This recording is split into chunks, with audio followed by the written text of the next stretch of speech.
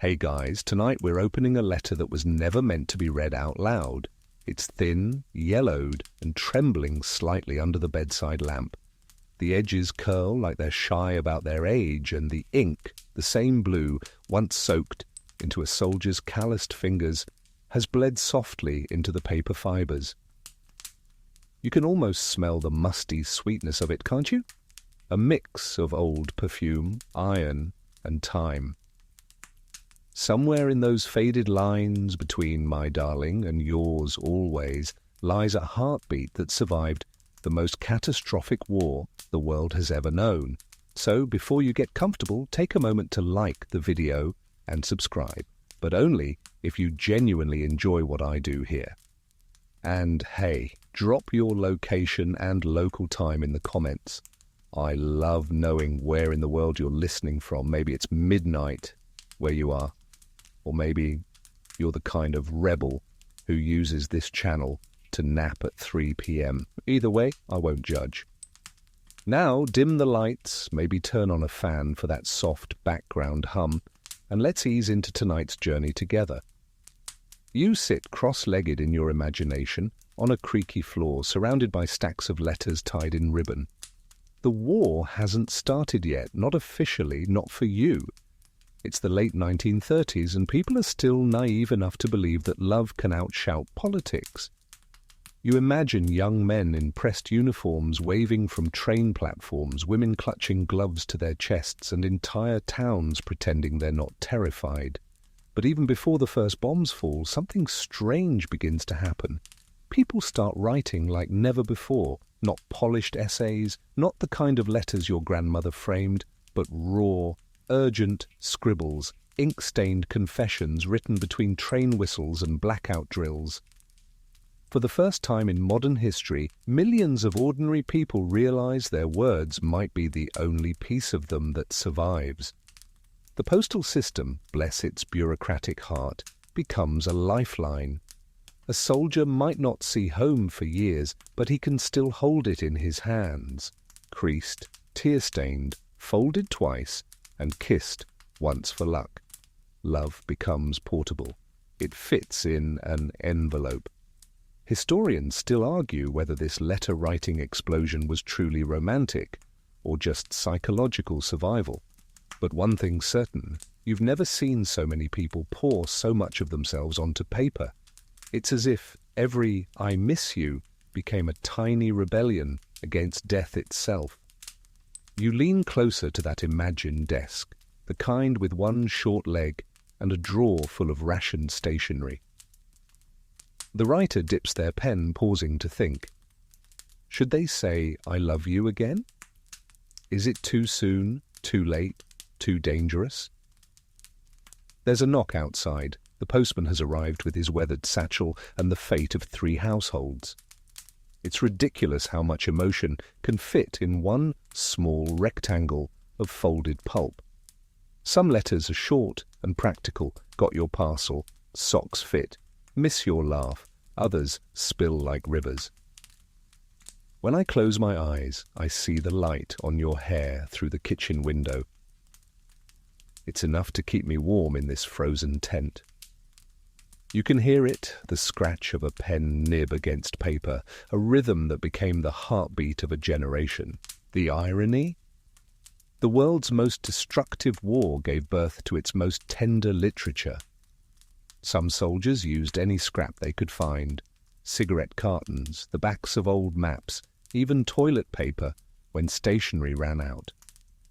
If you've ever texted "thinking of you" while half asleep, you're already a descendant of that same urgency. And it wasn't just romance. Brothers wrote to sisters, sons to mothers, fathers to unborn children. The global postal network became a nervous system pulsing with emotion, transmitting warmth through icy battlefronts. Even Winston Churchill, never the sentimental type, confessed that a single letter from home could add months to a man's endurance. You picture one such man, a 20-year-old private, sitting in a muddy foxhole. His hands shake, not from fear, but from the cold.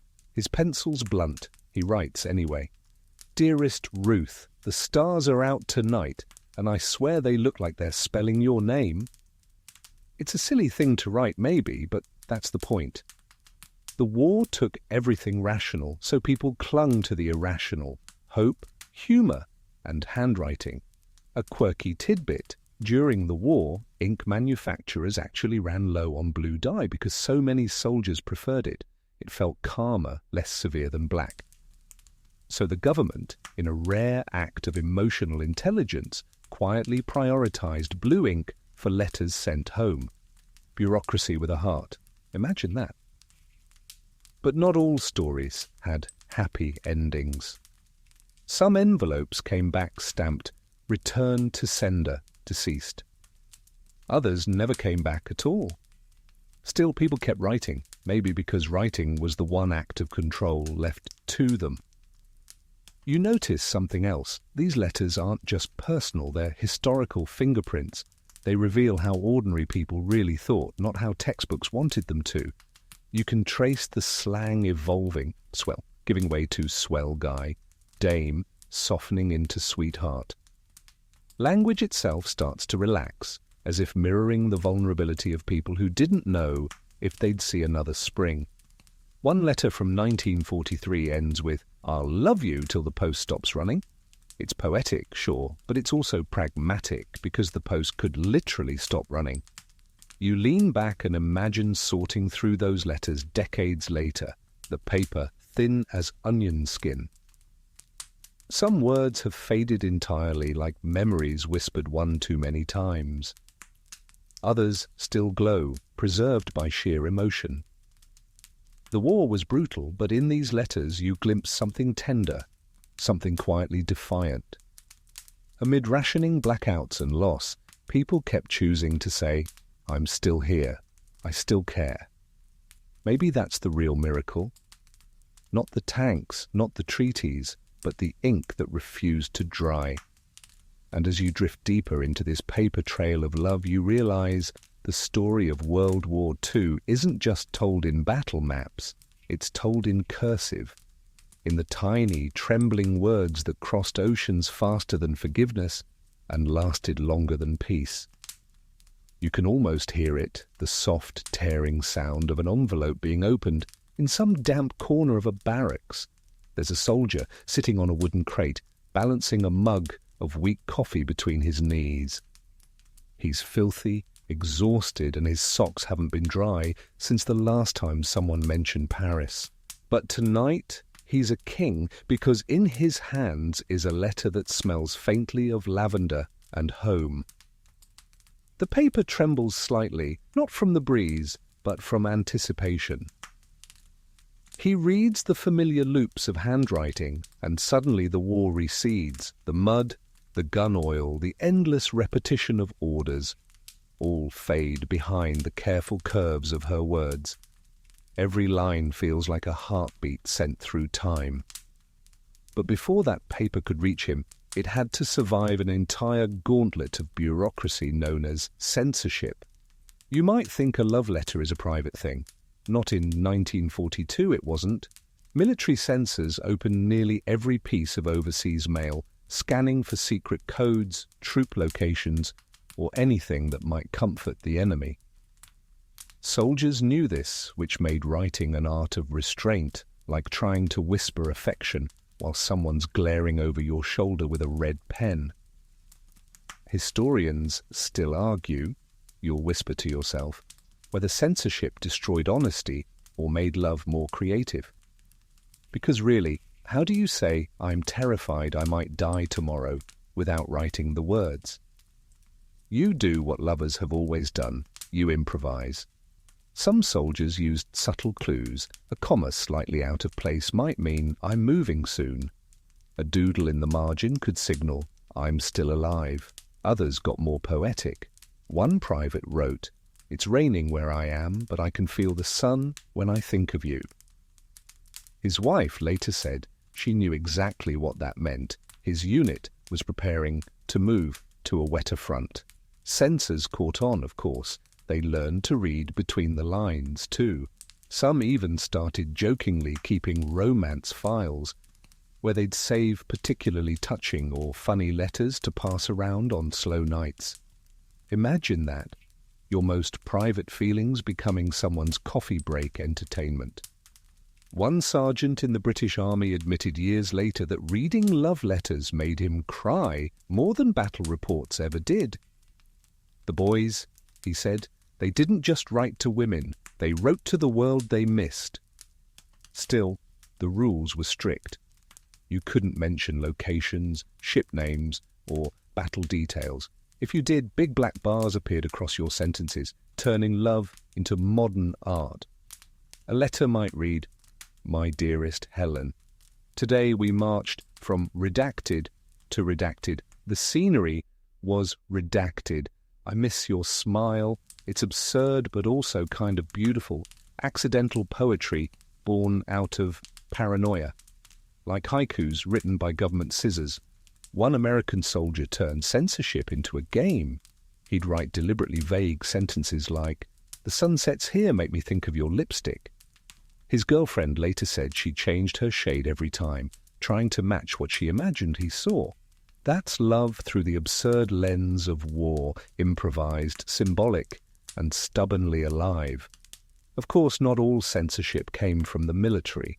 Families practiced their own kind, trimming truth to spare one another pain. Mothers wrote, "We're doing just fine, dear," while sitting in homes without heat. Soldiers wrote, "Things are quiet here," after a week of shell fire.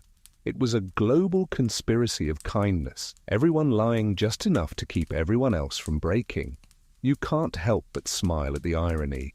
The war that demanded total honesty from governments taught individuals to lie beautifully. There's a story about a nurse named Elsie from Manchester. Her fiancé, Arthur, served in North Africa.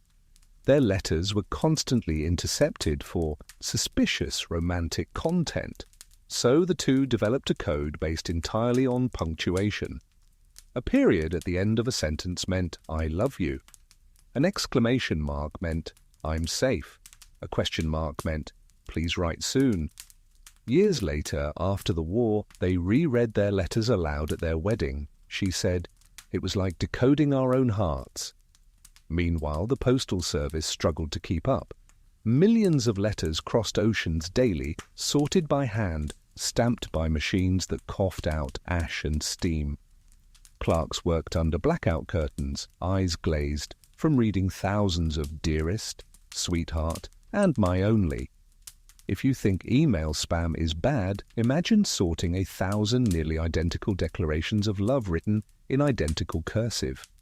Somewhere in London, a postal worker probably knew more about human longing than Freud. Still, those workers became unsung heroes. The letters they pushed through kept morale alive. In one military survey, over 80% of soldiers said that receiving mail was their single most important comfort. And that's higher than food, sleep, or even cigarettes. A quirky tidbit for you: some soldiers, desperate for privacy, invented code poems to hide forbidden words. A line like, "The moon dances where we once did," might mean, "I'm in France." Others used the first letter of each line to spell hidden messages. Postal censors rarely noticed unless they were romantics themselves. There's even a record of one censor quietly adding a small note at the bottom of a soldier's letter. "She sounds wonderful. Good luck, lad." You imagine that soldier reading it months later, smiling in disbelief. It's the smallest proof that humanity, even in war, refused to be redacted. But for every letter that arrived safely, dozens vanished into oblivion, lost at sea, destroyed in raids, or simply misdelivered. Somewhere in the world, perhaps even now, a bundle of unopened envelopes sleeps in an attic, still sealed with kisses that outlived their senders. Censorship might have tried to control love, but it couldn't sterilize it. It only made lovers cleverer, funnier, and braver. You glance back at that imaginary soldier, still reading under the dim bulb. His lips move silently over each line, memorizing it like scripture. He folds the paper, presses it to his chest for a moment, then tucks it into his breast pocket. the safest place he knows. Tomorrow, he'll write back. He'll use different words, but he'll mean the same thing. I'm still here. Please be too.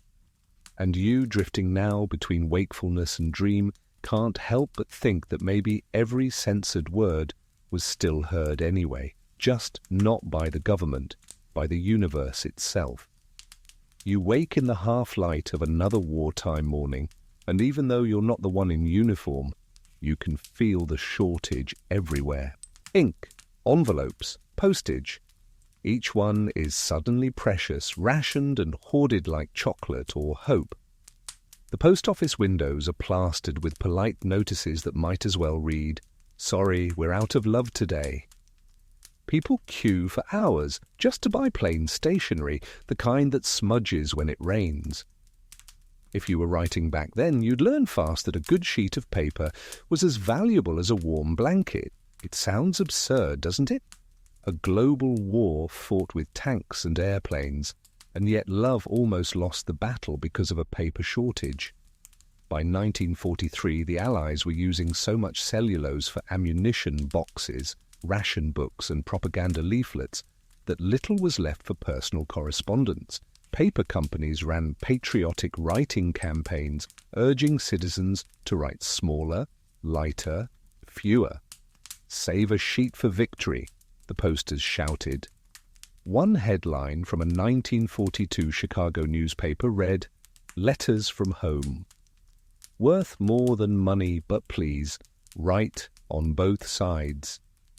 It's funny and heartbreaking at once, like being told to economize your emotions. You imagine someone at their kitchen table, nib pen poised, trying to cram affection into the margins. Maybe if I write smaller, they think, I can fit one more "I love you" between the grocery list and the weather report. Stationery became a black market commodity. Soldiers traded cigarettes for decent envelopes. One woman in Brooklyn famously offered love letters typed neatly on recycled office forms for a nickel each. Just fill in the name. Historians still argue whether these shortages truly changed how people wrote or just made their handwriting smaller. But one thing's clear. When materials thinned, meanings deepened. The economy of words became poetry by necessity. You can almost hear the scratch of a reused envelope being opened, old address crossed out, new one written over it in trembling ink. The paper smells faintly of glue and candle smoke. It's a recycled Valentine of sorts. And yet people kept writing. A soldier might scavenge a page from an abandoned German ledger, tear it from the binding and write, "I love you more than this war can last." A nurse might write between shifts on hospital stationery, beneath a printed line that says, "Ministry of Health, confidential." Every scrap of paper became a tiny act of rebellion, and then came the innovation that changed everything, V-mail, short for Victory Mail. Imagine this, instead of shipping millions of bulky envelopes overseas, the US Army decided to photograph each letter, shrink it to microfilm, and send it across the ocean in canisters the size of soda bottles. Once it arrived, the film would be printed back onto paper at a fraction of the original size. A single mailbag that once held 150,000 letters could now carry 2 million. Love had officially gone digital, well, analog digital. If that sounds futuristic, you're not wrong. The entire process was a precursor to the modern fax machine. Love was now transmitted through light, lenses and chemistry. You sit with that thought, millions of miniature emotions passing through whirring cameras and dark rooms, each one reduced to a ghostly negative. Imagine opening a V-mail letter and seeing your beloved's words, tiny, precise, almost fragile enough to vanish if you breathed too hard. Soldiers joked that V-mail made their girlfriends look like they'd suddenly developed tiny handwriting and excellent grammar. A few pranksters even sent blank sheets just to confuse censors. If you can't read this, it means I miss you. But not everyone was amused. Some women hated it. "You can't kiss a photograph," one said, and you can't smell it either. Perfumed pages and lipstick stains didn't survive microfilm. What arrived on the other end was sterile. Efficient, yes, but soulless. Historians still debate whether V-mail strengthened or weakened emotional bonds. It made communication faster, but it also stripped away intimacy. The physical act of holding a letter, the weight, the fold, the faint trace of the sender's scent, was lost to chemistry and bureaucracy. Yet there's something hauntingly romantic about it, isn't there? These tiny, shrunken letters like bottled messages cast across time. A quirky tidbit: one US general famously wrote his wife a letter so short that it filled only one sentence. "My dearest, I am still alive. Please continue to be beautiful." It fit perfectly onto a single V-mail frame. You chuckle quietly at the audacity: concise, flirty, practical. The holy trinity of wartime correspondence. Still, some people refused to give up their old habits. They wrote long, sprawling letters on whatever paper they could find, stuffing them into care packages wrapped with twine. You picture one such parcel, a small box containing a hand-knit scarf, a slice of fruitcake, and a dozen folded pages written in looping cursive. Somewhere along the Atlantic, it floats for weeks through storms and submarines. When it finally arrives, the soldier opens it with reverence as though unsealing a relic. The pages smell faintly of nutmeg and nostalgia. In that moment, you realize that the stationery shortage wasn't just about paper. It was about presence, the desperate need to leave proof of existence. Every letter said in some form or another, "I'm still real." That's what war does. It makes people question their own permanence. And so they write. They write to be remembered, to tether themselves to someone who still says their name aloud. Even now, 8 decades later, some of those pages survive. Fragile, browned, almost transparent. Archivists wear gloves to handle them, but the words still pulse faintly beneath the paper's skin. You could almost swear that if you leaned close enough, you'd still hear the whisper of pen on rationed paper, the hum of a darkroom turning a tiny image into love again. Because even when the world rationed everything, sugar, fuel, freedom, it couldn't ration emotion. And that, you think, as you drift towards sleep, was the true victory mail. You drift further into the 1940s, into a world where affection has to pass inspection before it can cross an ocean. You're still sitting by that flickering desk lamp, the paper thin as memory itself. And tonight you notice something new. A faint, powdery scent rising from the page. It's perfume. Not strong, not brash, just a whisper of jasmine or rose trapped between folds. And on the corner of the paper, a pale smudge of lipstick shaped like a promise. These are the perfumed pages and lipstick marks, the sensory signatures of long-distance love. In an age before emojis, women used scent and lipstick the way we use filters and hashtags, as emotional shorthand. A dab of perfume said, "I'm thinking of you." A kiss mark said, "I exist." And together they turned stationery into a love spell strong enough to travel 5,000 miles. Of course, not everyone approved. Army manuals explicitly discouraged fragrant correspondence, warning that perfumed letters might attract unnecessary attention from handlers.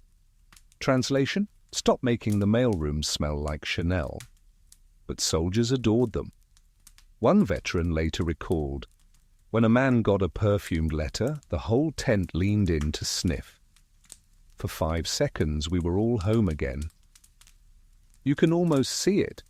Rough hands passing around an envelope like communion, everyone taking a tiny breath of what peace used to smell like. Some women had their signature scent, a kind of olfactory fingerprint. Violet, Evening in Paris, Taboo, names that sound like secret passwords to a vanished world. One soldier joked that he could identify every woman in his company's correspondence pile by smell alone. You could tell who had a girlfriend, who had a wife, and who had a mother. Historians still argue whether perfume was a deliberate act of rebellion or just a way to feel feminine in a world trying to erase softness. But either way, it worked. Those envelopes arrived like bottled ghosts, one inhale, and a man was transported from the mud of Normandy to a warm kitchen in Nebraska. And then there were the lipstick kisses. You'd think something so simple couldn't survive war, but it did. A quick press of the lips before sealing the flap.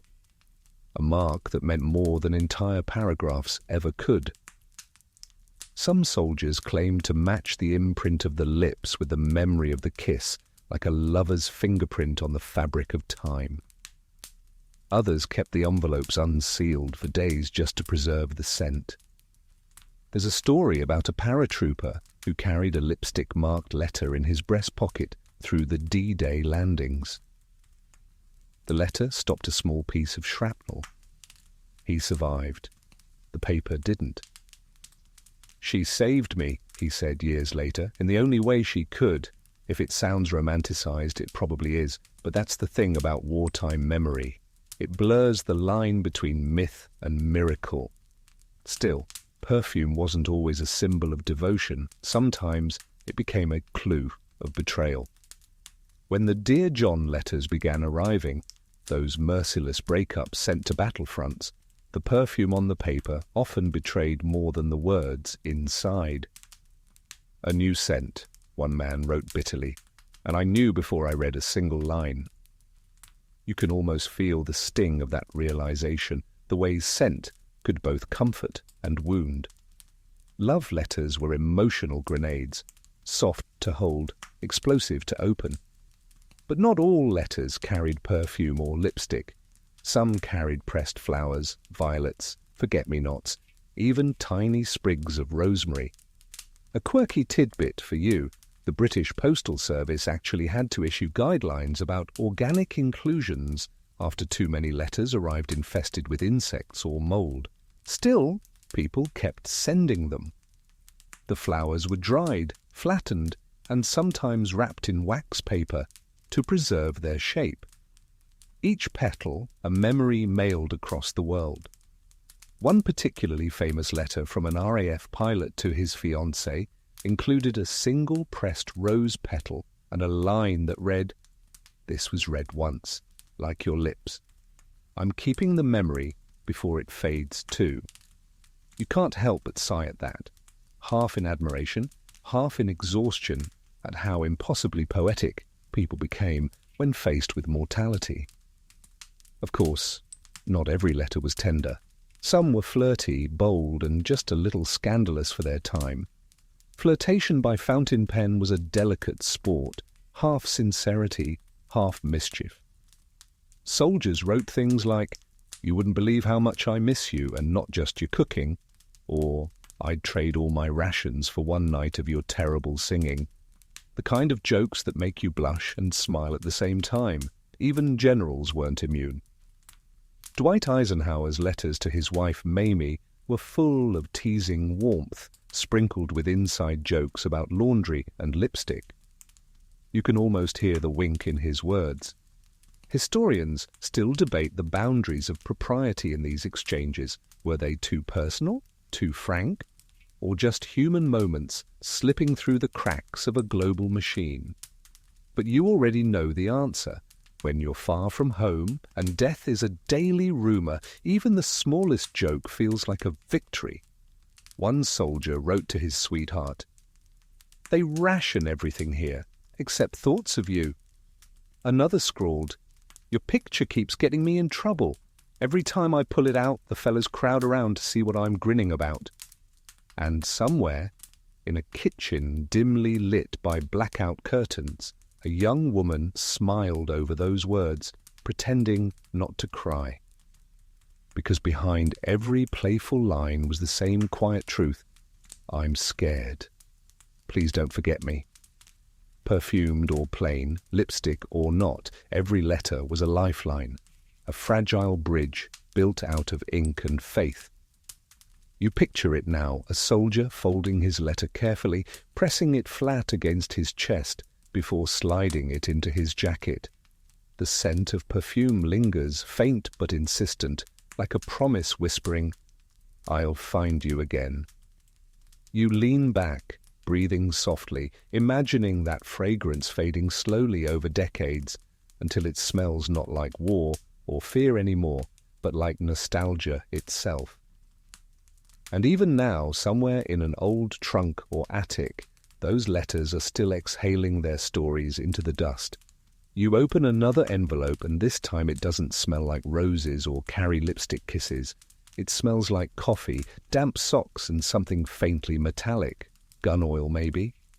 The handwriting is hurried, shaky, a little smudged from sweat. This one isn't a love letter. It's a Dear John. 2 words that could break a man faster than a bullet. The Dear John letter became one of the cruelest inventions of World War II. Short, polite, devastating. The written equivalent of a knife in the ribs wrapped in polite stationery. They usually started the same way. "Dear John, I hope you're well," and ended with, "I've met someone else." In the space between, a world collapsed. Historians still argue about where the first one came from. Some say a Chicago newspaper coined the term after publishing a soldier's account of getting dumped by mail. Others credit British tabloids who loved catchy headlines almost as much as heartbreak. But everyone agrees the phrase spread faster than rations.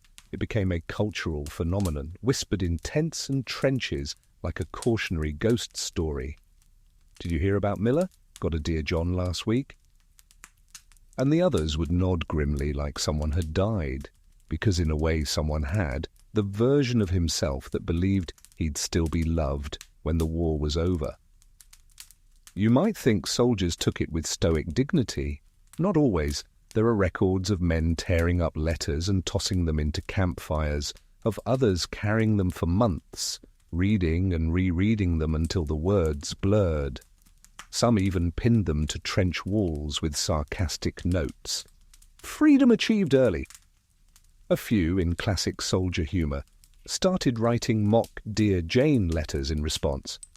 "Dearest Jane, your letter was a welcome surprise. I, too, have found new companionship, with a French nurse and 3 cans of beer." Dark humour as therapy always has been, but let's pause the heartbreak for a second, because not all Dear John senders were villains. The war dragged on for years. People changed. Distance stretched time into something unrecognizable. Some couples had only known each other for weeks before being separated for half a decade.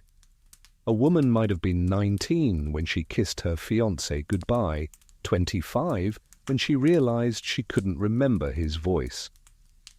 Sometimes breaking the promise wasn't betrayal, it was survival. One famous example, a woman named Marjorie sent her fiancé a Dear John after receiving a telegram that he'd gone missing in action. Months later, he turned up alive and married someone else. When asked years later if she regretted her letter, she said softly, "I couldn't keep loving a ghost forever." You sit with that for a moment, tracing the quiet ache in her logic. The war turned everyone into ghosts, didn't it? Some just faded slower than others. Then there were the reverse stories, soldiers ending things from afar. One wrote, "Don't wait for me. I'm not the same man I was, and I wouldn't wish him on you." Another scrawled, "If I make it home, I'll find you. If not, I want you to find someone kind." Those weren't Dear Johns. They were love letters in disguise, small acts of mercy disguised as farewell. Still, there's no denying how brutal those moments were. Entire mail rooms fell silent when someone got one. The unlucky recipient would sit still for a long time, staring at the paper as if it might rewrite itself if he just waited long enough. You can almost feel that silence, can't you? A whole company pretending not to watch, pretending they didn't hear the paper crumple or see the hand wipe across the eyes. And then, because soldiers are soldiers, someone would crack a joke. Well, at least she saved on postage. Laughter, raw and jagged, filling the empty space grief had left behind. It wasn't all misery, though. For every "Dear John," there were a dozen letters that became proposals. Some couples got engaged entirely through correspondence, letters flying back and forth like migratory birds, carrying questions, answers, and yeses that would change lives. You imagine it. If I come home alive, will you marry me? Yes, but hurry up about it. One woman even attached a small ring to her reply, made from melted down aircraft aluminum. The soldier carried it on a string around his neck until he returned. He said later that letter weighed more than my rifle. A quirky tidbit. In some camps, "Dear John" letters became so common that officers started burn ceremonies to keep morale up. Everyone would toss their heartbreak into a bonfire, salute the ashes, and swear not to write angry replies. It was half therapy, half theatre, and somehow it worked. You picture it now, dozens of letters curling into flame, their smoke rising into the same sky their writers once dreamed under, love and loss evaporating together. Historians still debate the cultural impact of these letters. Some argue they shattered the illusion of wartime loyalty. Others claim they revealed something truer, that love, like soldiers, couldn't survive on duty alone. Either way, those small, folded sheets of heartbreak left a mark on language itself. "Dear John" entered dictionaries, radio dramas, pop songs. It became shorthand for the quiet end of something once believed unbreakable. And funny enough, when the war ended, people didn't stop writing them. The phrase outlived the conflict, proof that even pain can go viral. You lean back, eyes heavy, imagining that pile of mail again. So many envelopes carrying beginnings and endings, promises and apologies, perfume and ash. War didn't invent love letters, but it forced them to evolve into something rawer, braver, and sometimes crueler. And somewhere in that smoky field of burned paper and broken hearts, a truth glows faintly in the dark. The more fragile the connection, the more fiercely people tried to keep it alive. Even when it was time to let go. You move deeper into the paper labyrinth of wartime hearts, and this time the tone shifts. You've passed through heartbreak and censorship, past perfume and ashes, and now you stumble into something unexpectedly joyful, the art of flirtation by fountain pen, because when you can't touch, you tease. When you can't whisper, you write. And those letters? They're deliciously playful. You imagine the scene, a young woman sitting on her porch in 1940, pen in hand, pretending she's indifferent. The radio hums big band jazz in the background. Her mother's in the kitchen canning peaches. The world is at war, but she's busy wondering whether to sign her letter "Yours truly" or "Yours dangerously." That's the kind of rebellion that kept the home front sane. She begins, "You wouldn't believe how many other girls are waiting for their soldier boys, but none of them have your handwriting." It's a compliment wrapped in a wink, and when that letter reaches him weeks later, somewhere in the mud of Italy, it'll make him grin like a fool. You wouldn't think flirtation could survive across oceans, but it did, because language became touch. Every carefully chosen word was a brush of fingers, every joke a shared glance. Soldiers began to understand punctuation the way poets did. A dash meant a pause, a comma meant hesitation. 3 dots, always 3, meant, "I wish I could say more, but someone might be reading." Historians still argue whether wartime letters gave birth to modern romantic language. Some claim that the mixture of longing, humour, and euphemism created a whole new dialect of intimacy, half sincere, half performative, completely addictive. A quirky tidbit, stationery companies caught on fast. love letter kits were sold in shops, sets that included scented paper, suggested phrases, and even sample metaphors.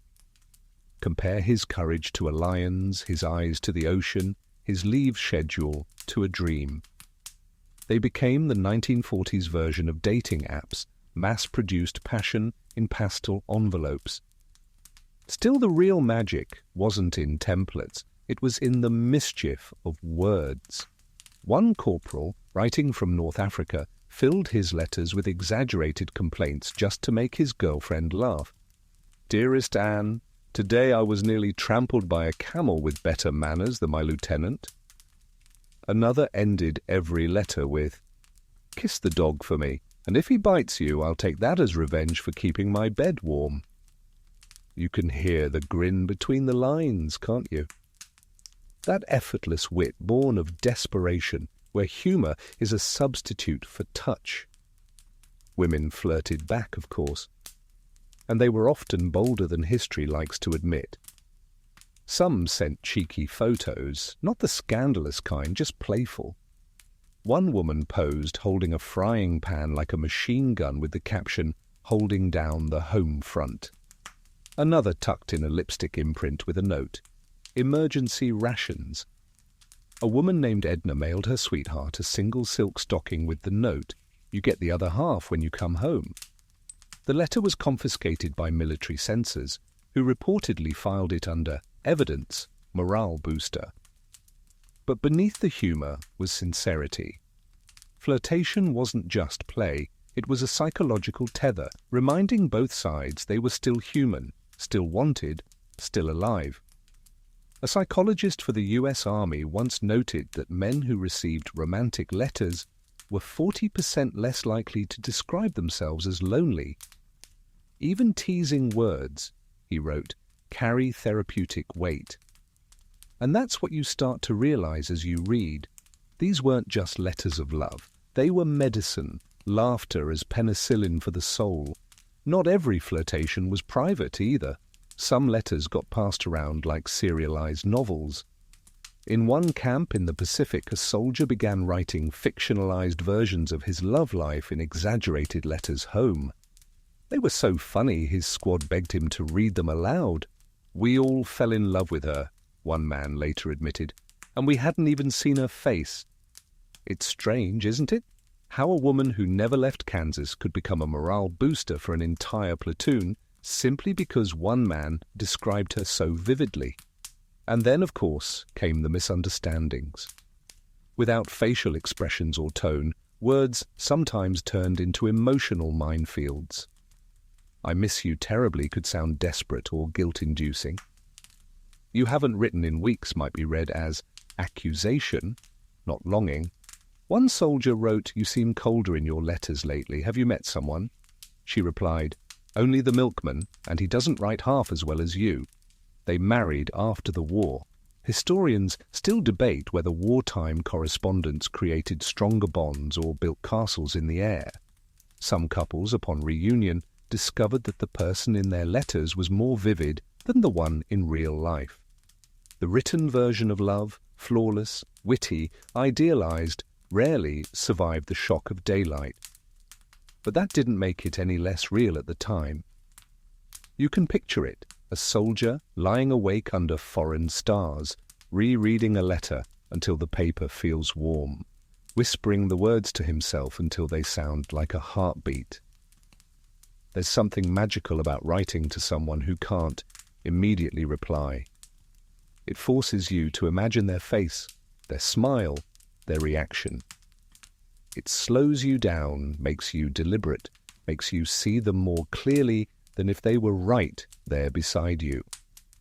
Maybe that's why these flirtations still shimmer, even on yellowed paper. Because they weren't just exchanges of affection, they were acts of imagination. And imagination, you realize, is just another kind of love. You lean back, smiling faintly at the ridiculous sweetness of it all.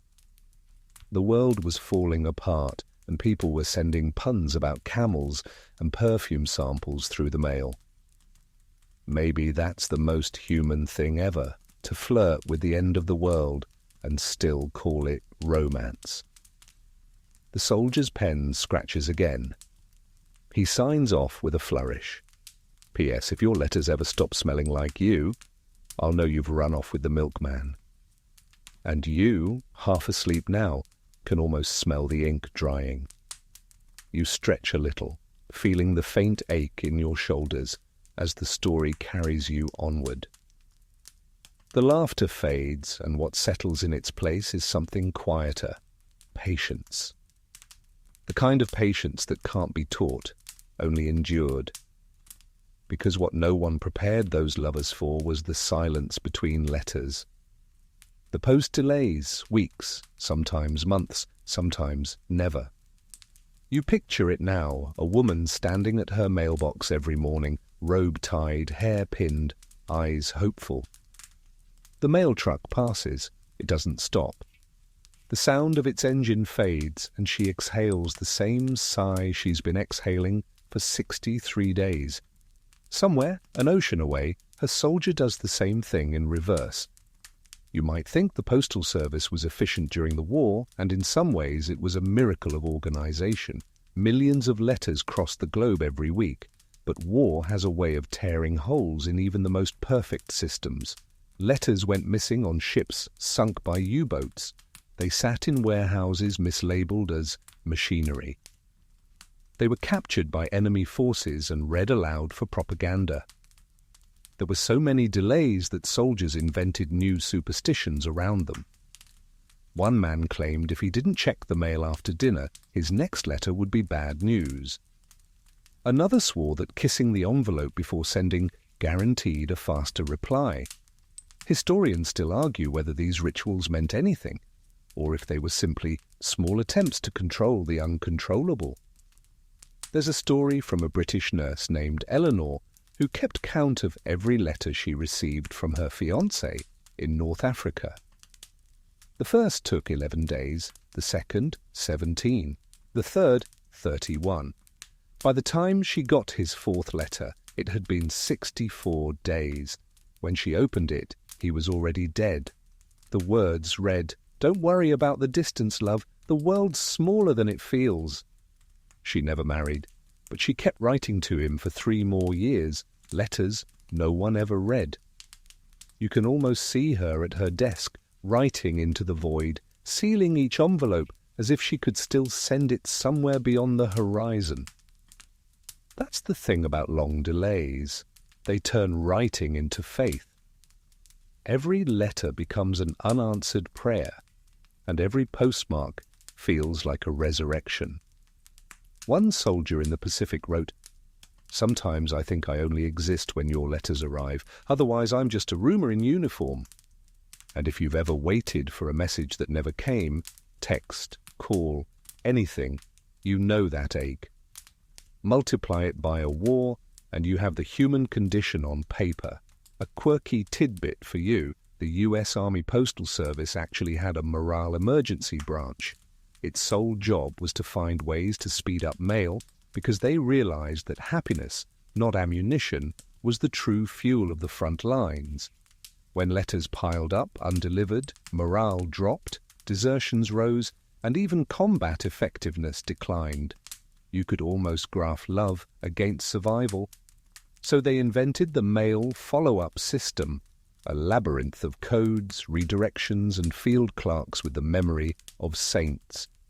Still nothing could make the Atlantic faster. Sometimes letters arrived out of order. Sometimes they arrived all at once, a flood after months of drought.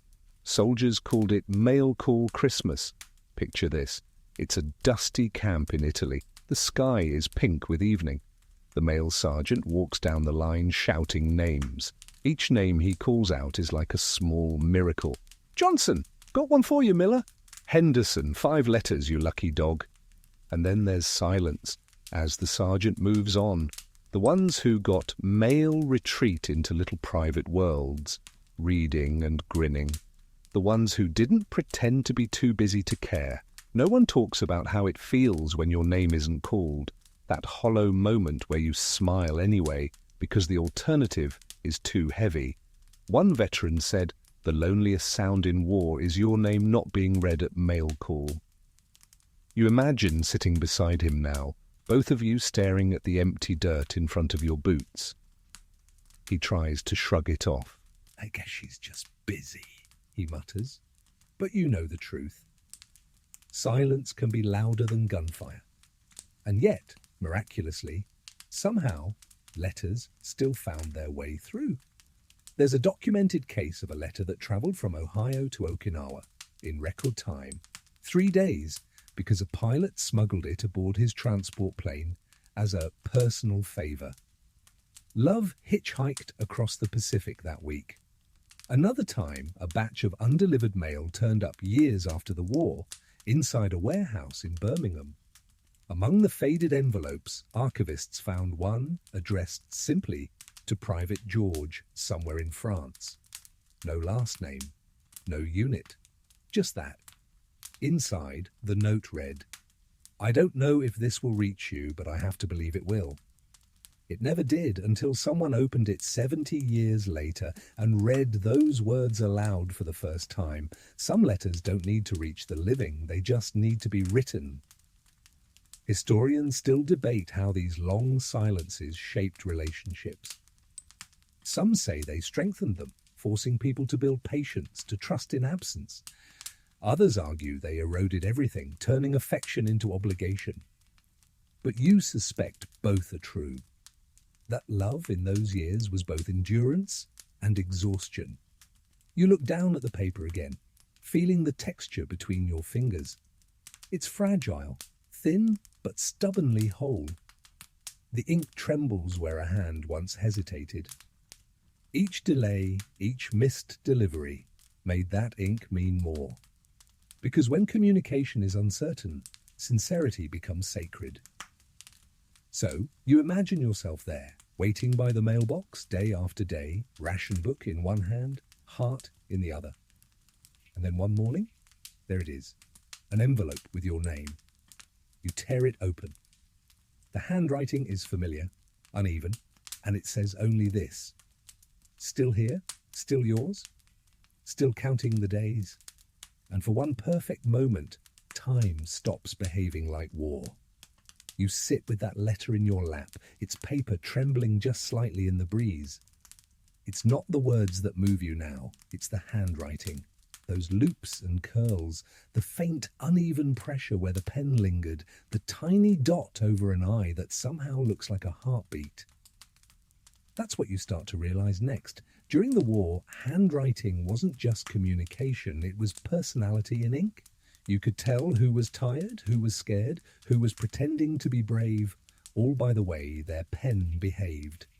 In an age before voice messages and video calls, handwriting was as close as you got to someone's face.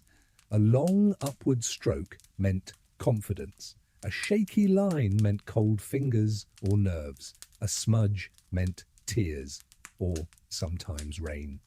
Lovers learned to read each other this way, like palmistry with fountain pens. Historians still argue whether the art of letter writing peaked during World War II or simply became more intimate. But one thing's certain, for a generation, ink became emotion made visible. You imagine it. A soldier crouched in his foxhole, writing by candlelight. He pauses every few seconds to warm his fingers, then keeps going. His script wobbles, slides uphill, then steadies again. When his sweetheart receives the letter weeks later, she traces those uneven lines with her finger. She can feel his exhaustion through the paper, as if the ink itself remembers the trembling of his hand. You can almost see her whispering, "You were so tired that night," to no one in particular. And that right there is intimacy, the kind that doesn't need photographs or phone calls. Just pen, paper, and a pulse pressed into words. A quirky tidbit: the US Army actually hired handwriting analysts to check for signs of mental distress in soldiers' outgoing mail. They weren't reading the words, just studying the shapes. A sudden slant, depression, overly neat letters, anxiety, chaotic scrawl, possible shell shock. It sounds like pseudoscience, but it was surprisingly effective. Some soldiers were quietly reassigned to lighter duty because of what their handwriting confessed before they ever did. You pause at that thought, the irony that handwriting, something meant for love, could also become a diagnostic tool for suffering. Still, most people didn't think of their penmanship as art or evidence. It was just them. A woman named Nora once wrote to her husband stationed in Burma, "I tried to type this, but it felt too cold. My hand misses yours when I don't write by hand." He kept that letter in his pocket until it wore thin. The creases became soft as fabric. When he died in 1945, the letter was still there, folded neatly beside his dog tags. You can imagine the edges of that paper darkened by sweat, the ink faded but intact, an artifact of touch, not just text. There's something almost sacred about handwriting, isn't there? Even now, when you see someone's penmanship, it feels like they're in the room with you. You can picture them leaning over the page, tongue caught between their teeth, frowning slightly at their own loops and strokes. That's why those wartime letters hit so deeply.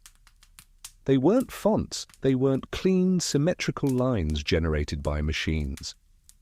They were flawed, beautifully human, and every imperfection told a story.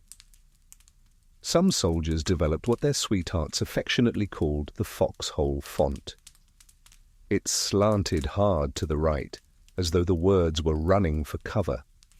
Others wrote vertically because lying on their stomachs to write made their wrist cramp. Women at home learned to recognize the change instantly. "He's tired again," they'd whisper, holding up the letter to the light, as though the right angle could reveal the truth. Sometimes it did. And not all handwriting told stories of exhaustion. Some pulsed with joy. One young nurse described receiving a letter that danced across the page like music. It was from a pilot who'd just gotten a promotion.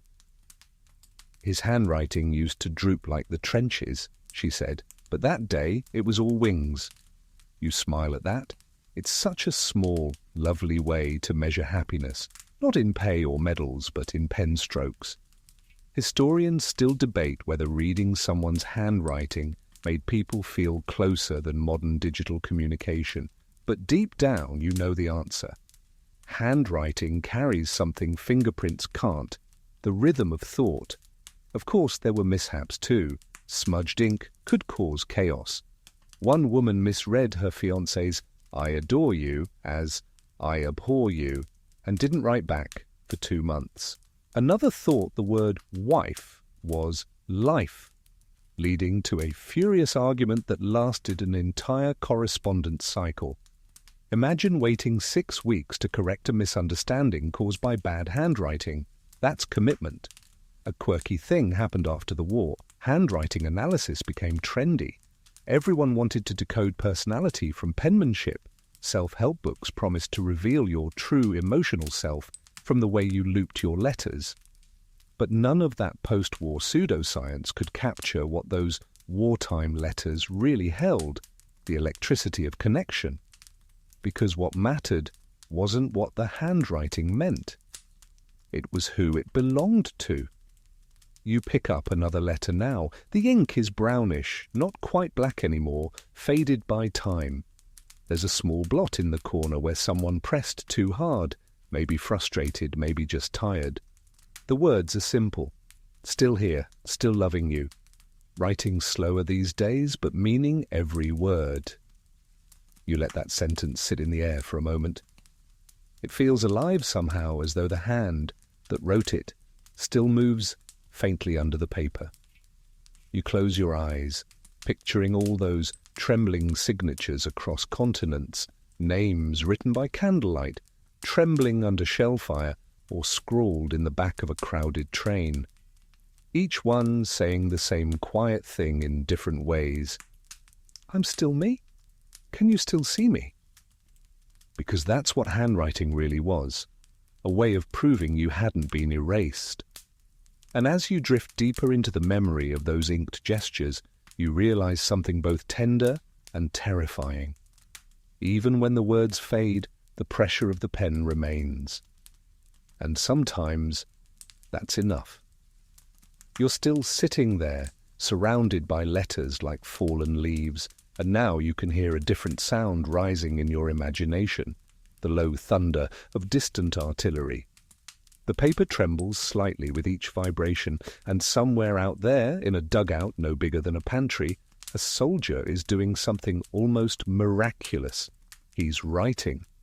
Because even here, amid explosions, mud, and ration tins, people still wrote love letters. This is where tenderness had to coexist with terror, where every sentence risked being interrupted by the sound of war.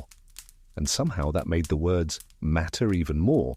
You see him in your mind's eye, helmet tilted back, coat soaked through, a stub of pencil clenched between numb fingers. There's no desk, no comfort, no time, just a scrap of paper resting on his knee. He begins, "Dearest, tonight the guns are quiet for once." Then he pauses, waiting for another shell. The quiet never lasts long, but he writes anyway, as if writing could keep him alive. Historians still argue whether these battlefield letters were written for love or for sanity.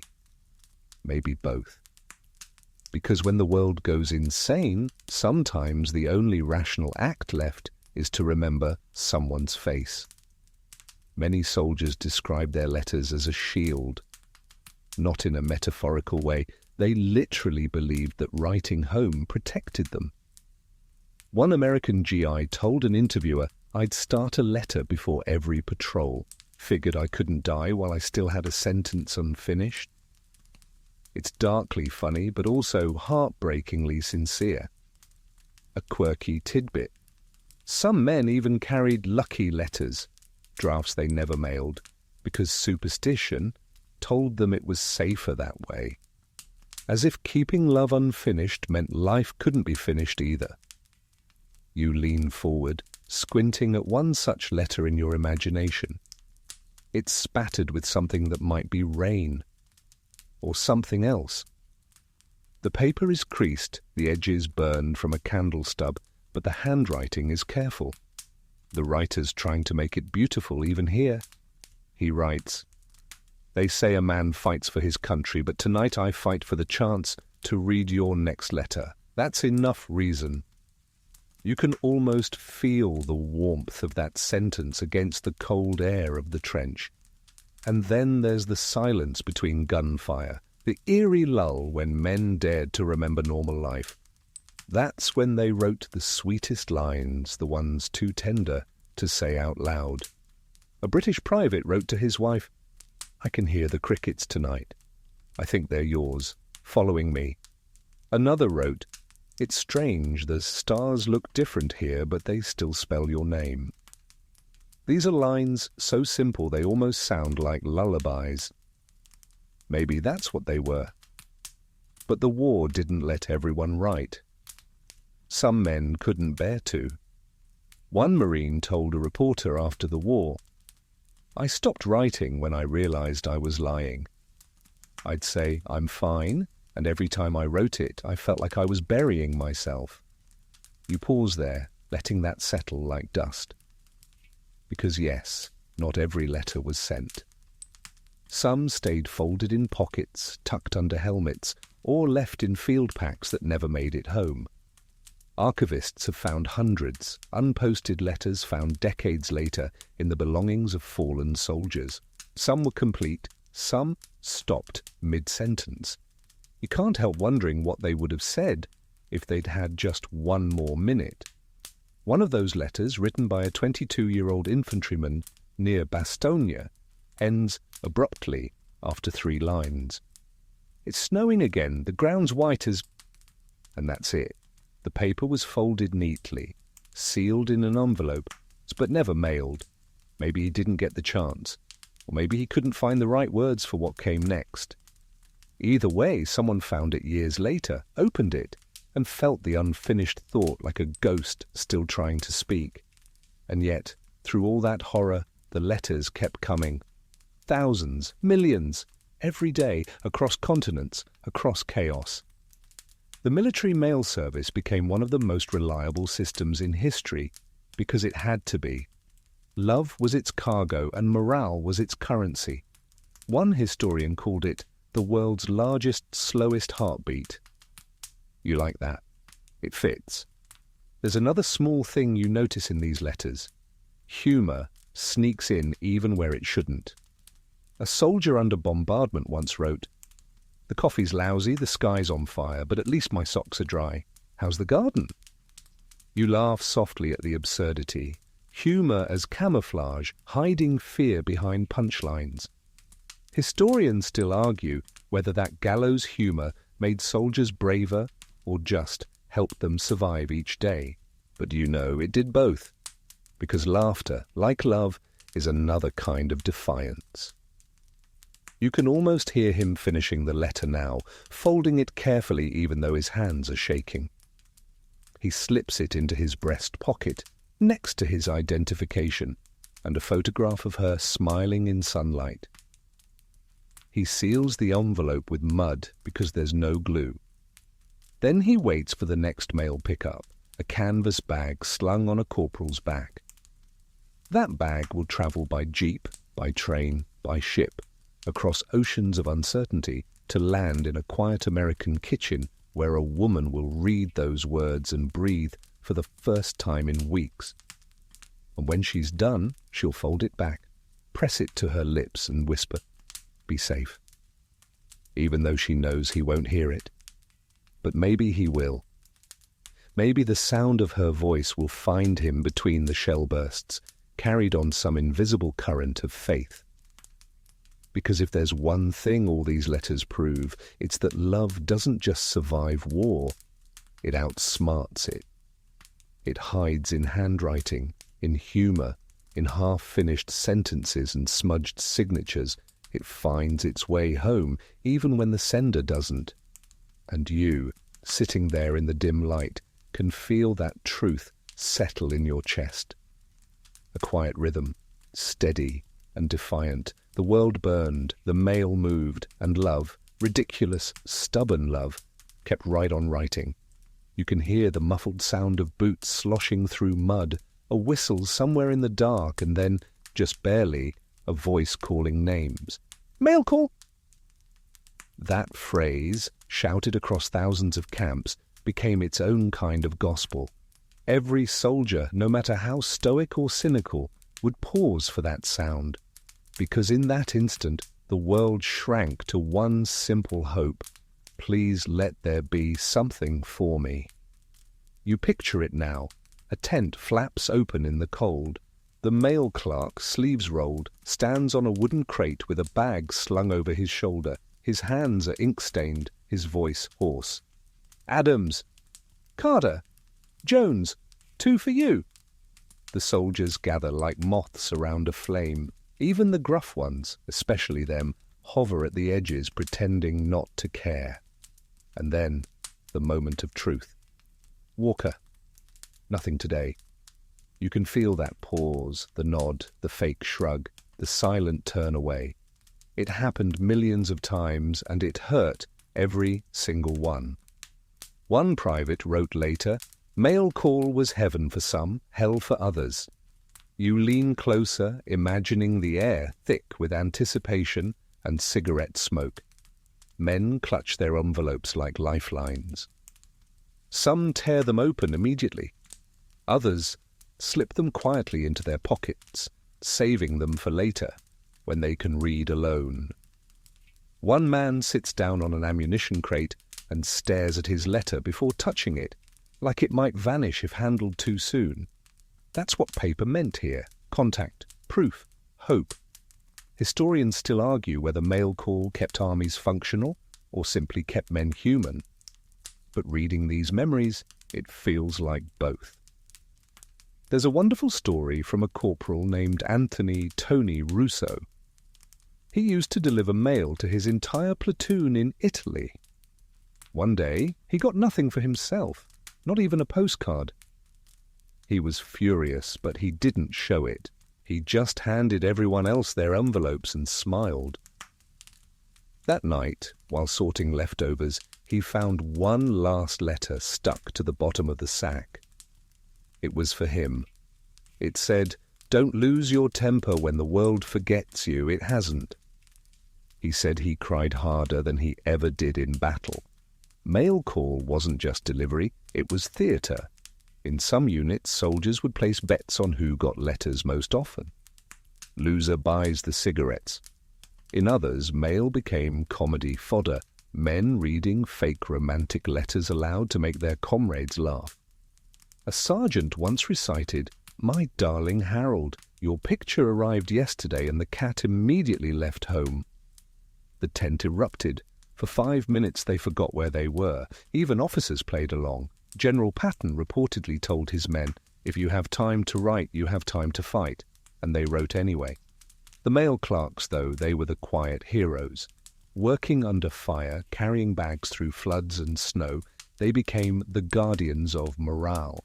The British Army even gave them a slogan: "Through rain, fire, or mud, the mail gets through."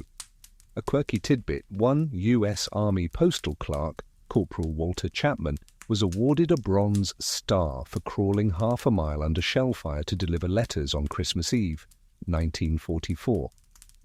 Imagine risking your life just so someone could know they were still loved. Of course, not every mail call brought joy. Sometimes it brought telegrams with black borders, the ones everyone dreaded. They weren't handwritten, didn't smell like perfume, and they began with the same sterile words: "We regret to inform you." Those envelopes were poison, and every soldier knew it. When one appeared, the camp fell silent. You can almost hear the quiet ripple through the ranks as a man took his letter, read the line, and folded it neatly without a word. He'd walk away slowly, like gravity had doubled, and no one would stop him. Historians still debate how these moments changed the emotional landscape of entire armies, how grief travelled invisibly through the mailbag. But anyone who's ever lost someone knows you don't need statistics to measure silence. Then there were the moments of redemption. Mail call sometimes reversed despair in a single second. One private hadn't received anything in 6 months. He assumed his fiancée had forgotten him.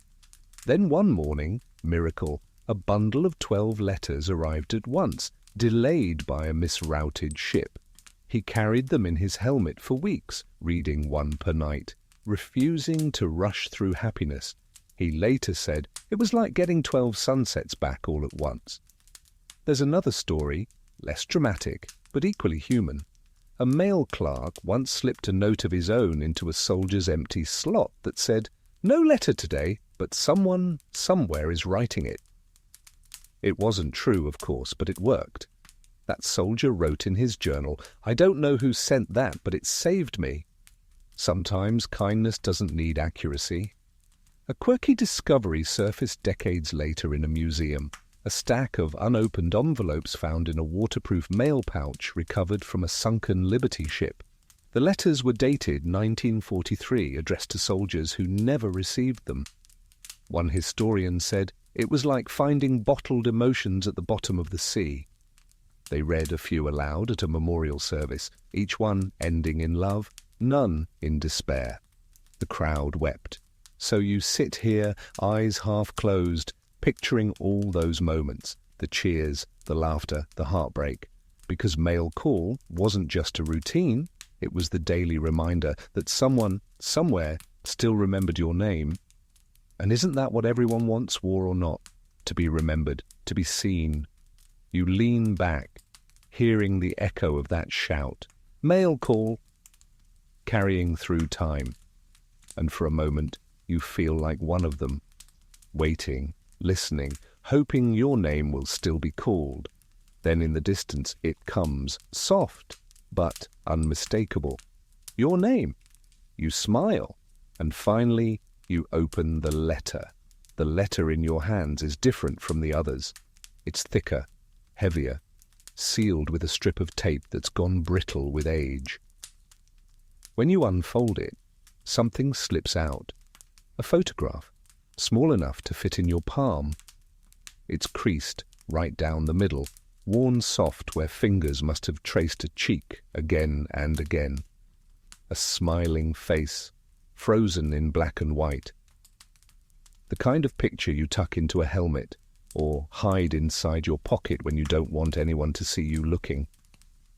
This is the Polaroid of the past, a keepsake that made every letter feel alive.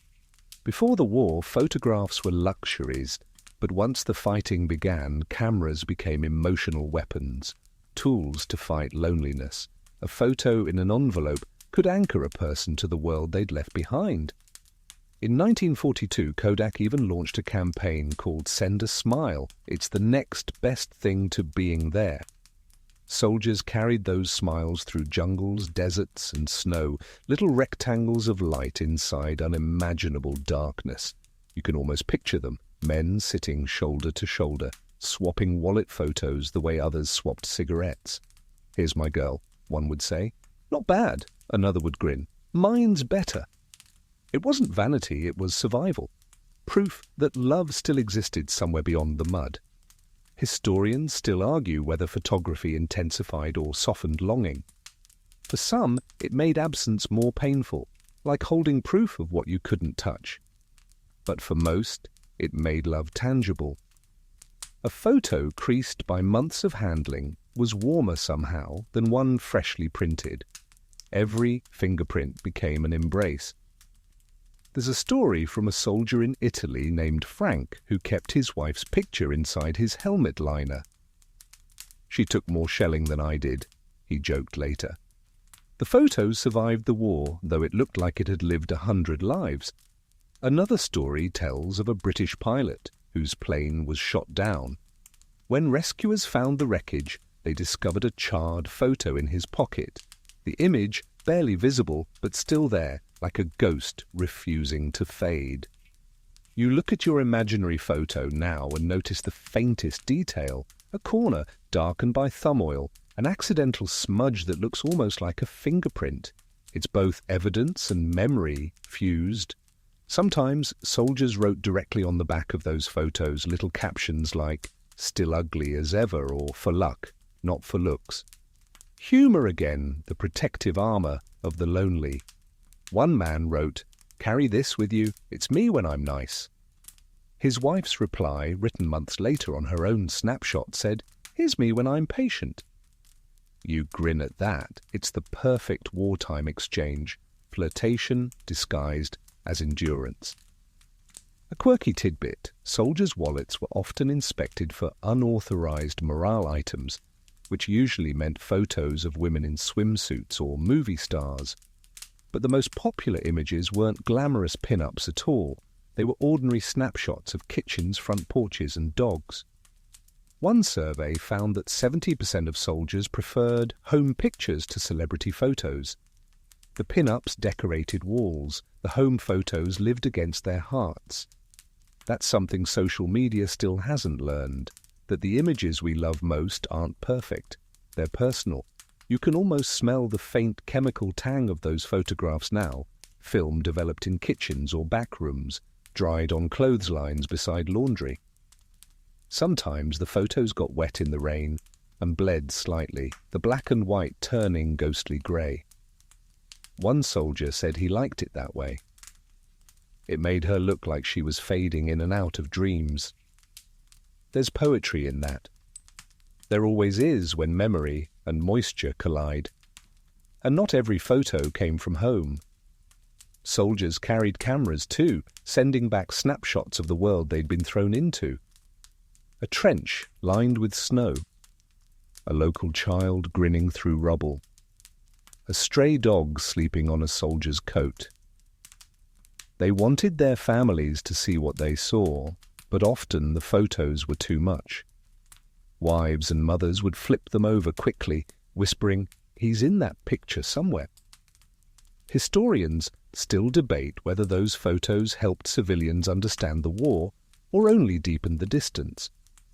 But one truth remains, for both sides of the envelope, seeing was a form of touch. You imagine a woman opening her letter on the kitchen table. Inside, there's a single photo.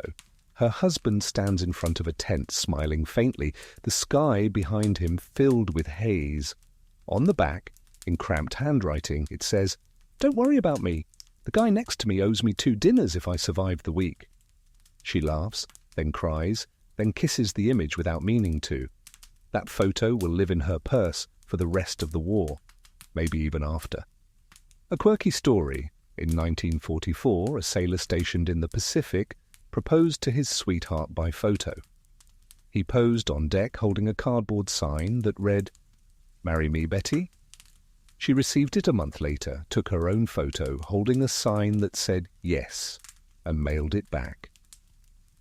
The wedding took place when he returned, the 2 photos framed side by side on the mantel. Love, you realize, was endlessly inventive. When distance closed one door, imagination built another. Still, the most haunting photos were the ones that outlived their owners. After the war, families sorting through returned belongings often found envelopes filled with letters and pictures too worn to identify. Archivists now catalogue them by numbers, not names, faces without stories, smiles without context. But even stripped of identity, those images still radiate warmth, as if the love that made them has no expiration date. You hold that idea close, the notion that affection can outlive its authors, surviving in paper, ink, and faded silver halides. You run your thumb along the edge of your imaginary photograph, tracing the ghost of a smile. It's not just a relic. It's proof. Proof that someone once looked into a camera, thought of someone far away, and decided to be brave for the sake of beauty. And maybe that's the secret heartbeat of all those wartime photos. They weren't trying to capture faces. They were trying to capture hope.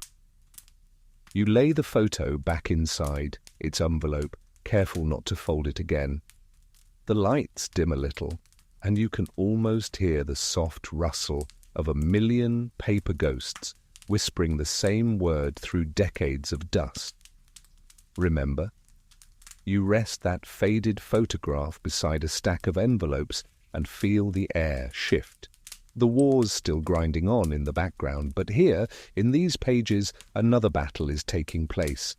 One fought with pens instead of rifles, promises instead of bullets. They call this the era of war brides and wedding promises. If the earlier letters were about longing, these are about pledging.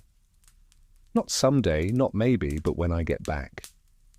You picture it, a young man, 22, leaning against a sandbag wall, writing with his helmet as a desk. His words hurry because the sergeant's already shouting for roll call. He writes, "When I come home, will you marry me?" No preamble, no ring, no plan, just ink and faith. Half a world away, a woman unfolds that letter under a kitchen lamp. She reads it 3 times, smiling and crying in the same breath. Then she takes out her pen and writes, "Yes, of course yes, just come home." She'll mail it the next morning, and it'll take 3 months to arrive. By the time he reads it, he'll already know the answer by heart. Historians still argue whether wartime proposals were romantic or reckless, but to people living it, hesitation felt like arrogance. Tomorrow wasn't guaranteed. Love demanded urgency. Between 1942 and 1946, more than 1,000,000 wartime weddings took place among Allied nations. Ceremonies happened in train stations, hospitals, airfields, even bomb shelters. A quirky tidbit, one London chapel became so busy that priests started performing 5-minute vows to accommodate couples between air raids. Rings were optional. Paper rationing meant many vows were handwritten on the backs of grocery receipts. And the letters, they were the true engagements.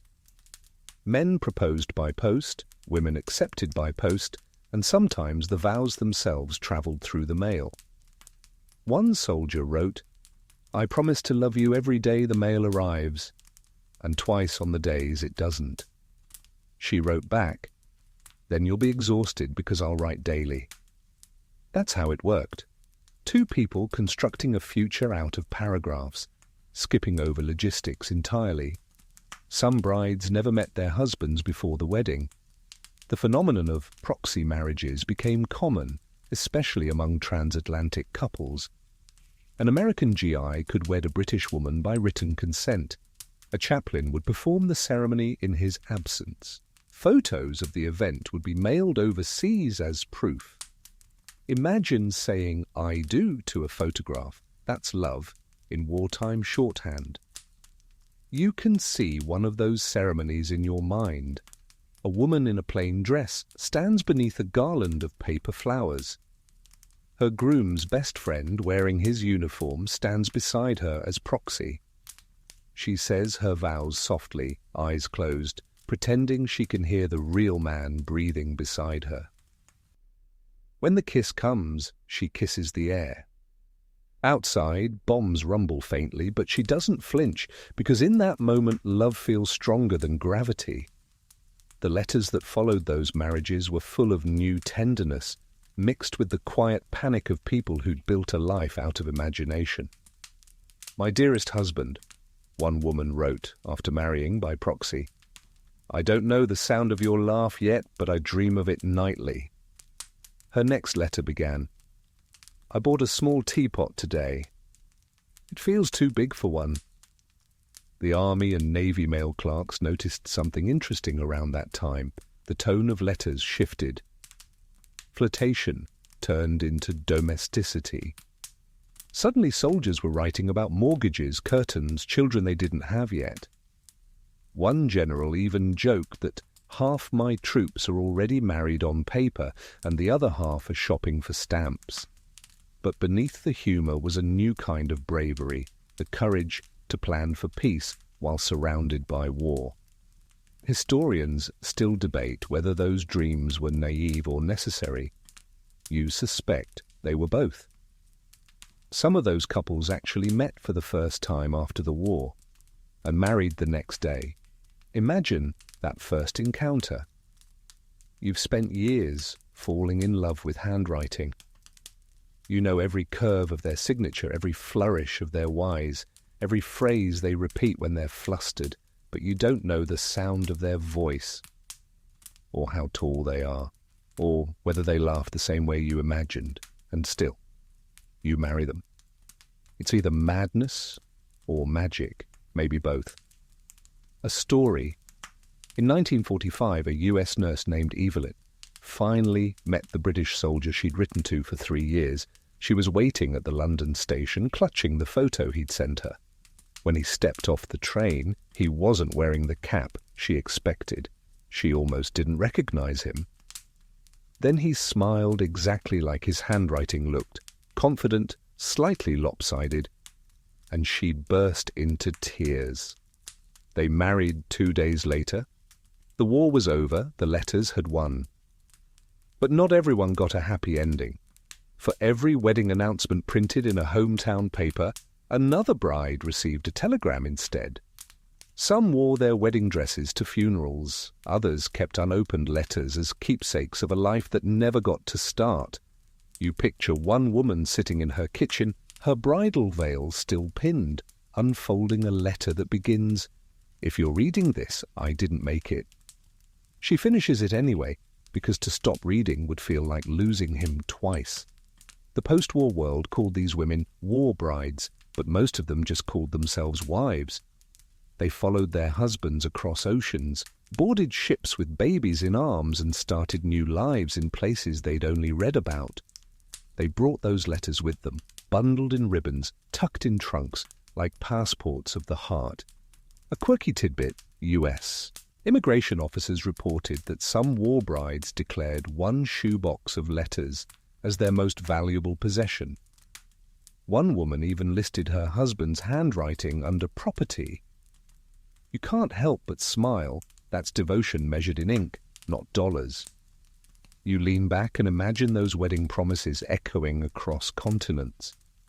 Two people, separated by war, decided that love didn't need proximity to be real. They wrote themselves into marriage, and you, half drifting now, can almost hear the rustle of paper vows whispered to the rhythm of rain on a tin roof. Because in those years, love didn't wait for peace treaties. It declared its own. You blink slowly, the imagined paper rustling beneath your fingertips, and the rhythm of this world keeps flowing, softly, stubbornly, into something dreamlike.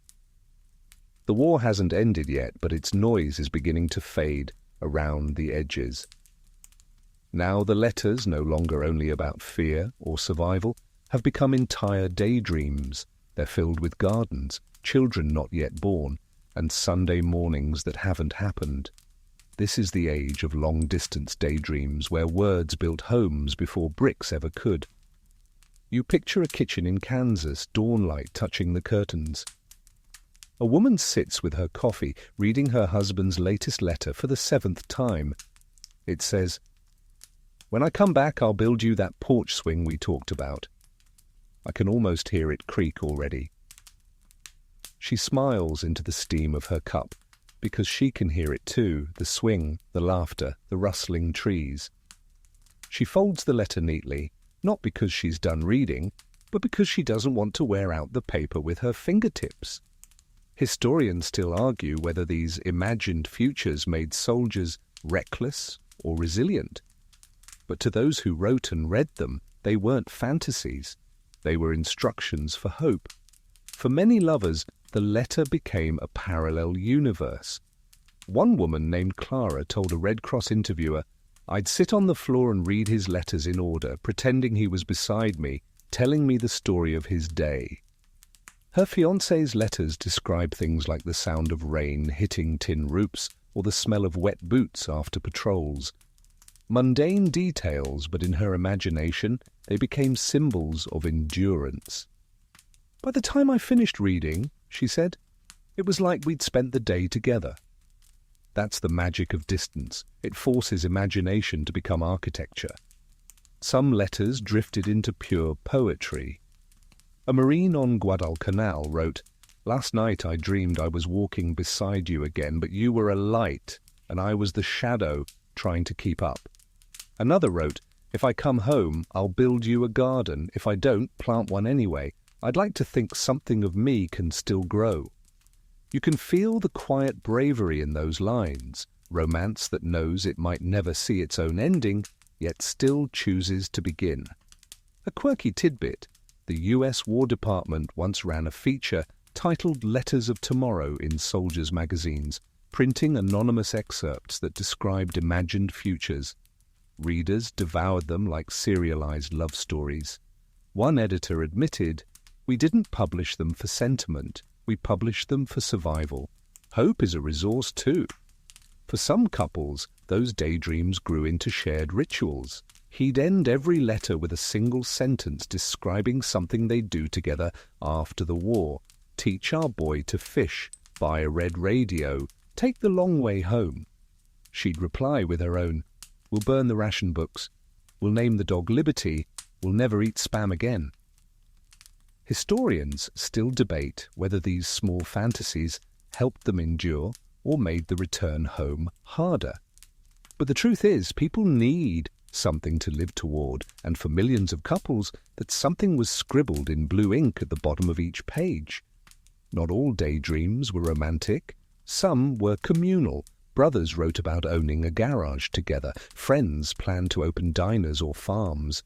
Soldiers who couldn't sleep would whisper their post-war dreams to each other, then write them down in letters home, as if confessing them to the world.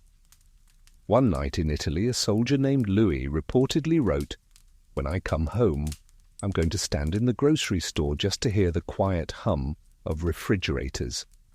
He never made it back, but his letter did, and his mother read that line every night for the rest of her life. Distance didn't just inspire dreams, it forced reinvention.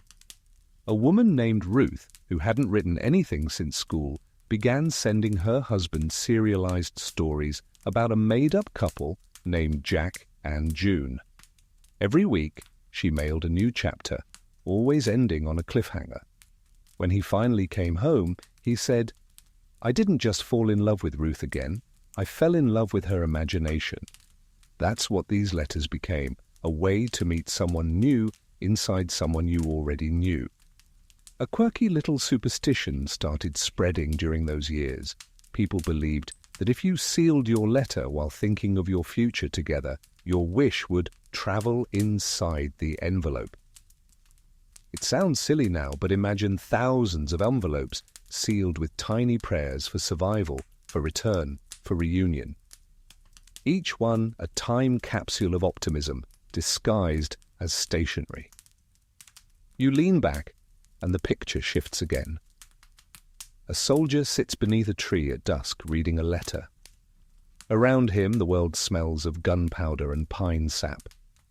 His comrades play cards nearby, laughing softly. He folds the page slowly, smiles to himself and whispers, "I can see it." What he means isn't the camp or the war or the present.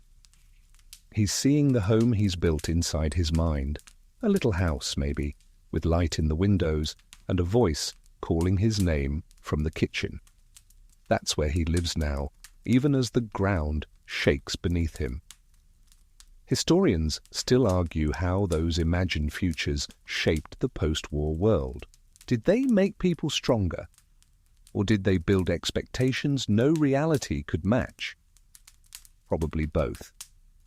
Because when the war finally ended, thousands of couples had to adjust to living beside the real versions of people they'd fallen in love with on paper. Some found it easy. Others, like one woman who confessed, "The man who came home wasn't the one I'd written to," did not. But even that heartbreak doesn't diminish the beauty of what they did. They built a bridge out of sentences, and for a while it held. You close your imaginary letter, lay it on the pile, and exhale. The paper smells faintly of pencil shavings and time. Somewhere in that scent is the truth about love in wartime. It wasn't blind or perfect or naive. It was stubborn. It looked death in the face and said, "Not today. I still have a porch to build." And if you listen carefully now, beneath the hum of the past, you can still hear that promise creaking gently on the swing they dreamed up together. You glance down at another envelope, thinner this time, its edges curled, its ink paler. The war is still raging, but the tone inside these letters has shifted. They're quieter now, softer, a little blurry at the edges, like dreams dissolving into morning light. This is where you begin to feel what it meant to live entirely through paper. When distance stretched too far, words weren't just communication. They were imagination's last defense. These were the grammar of hope. You unfold one. The handwriting is familiar, confident at first, then trembling near the end. It reads, "I've stopped saying if I get home. Now I write when." It helps. That's the kind of logic you learn in a world where death is routine. You don't bargain with it, you outright it.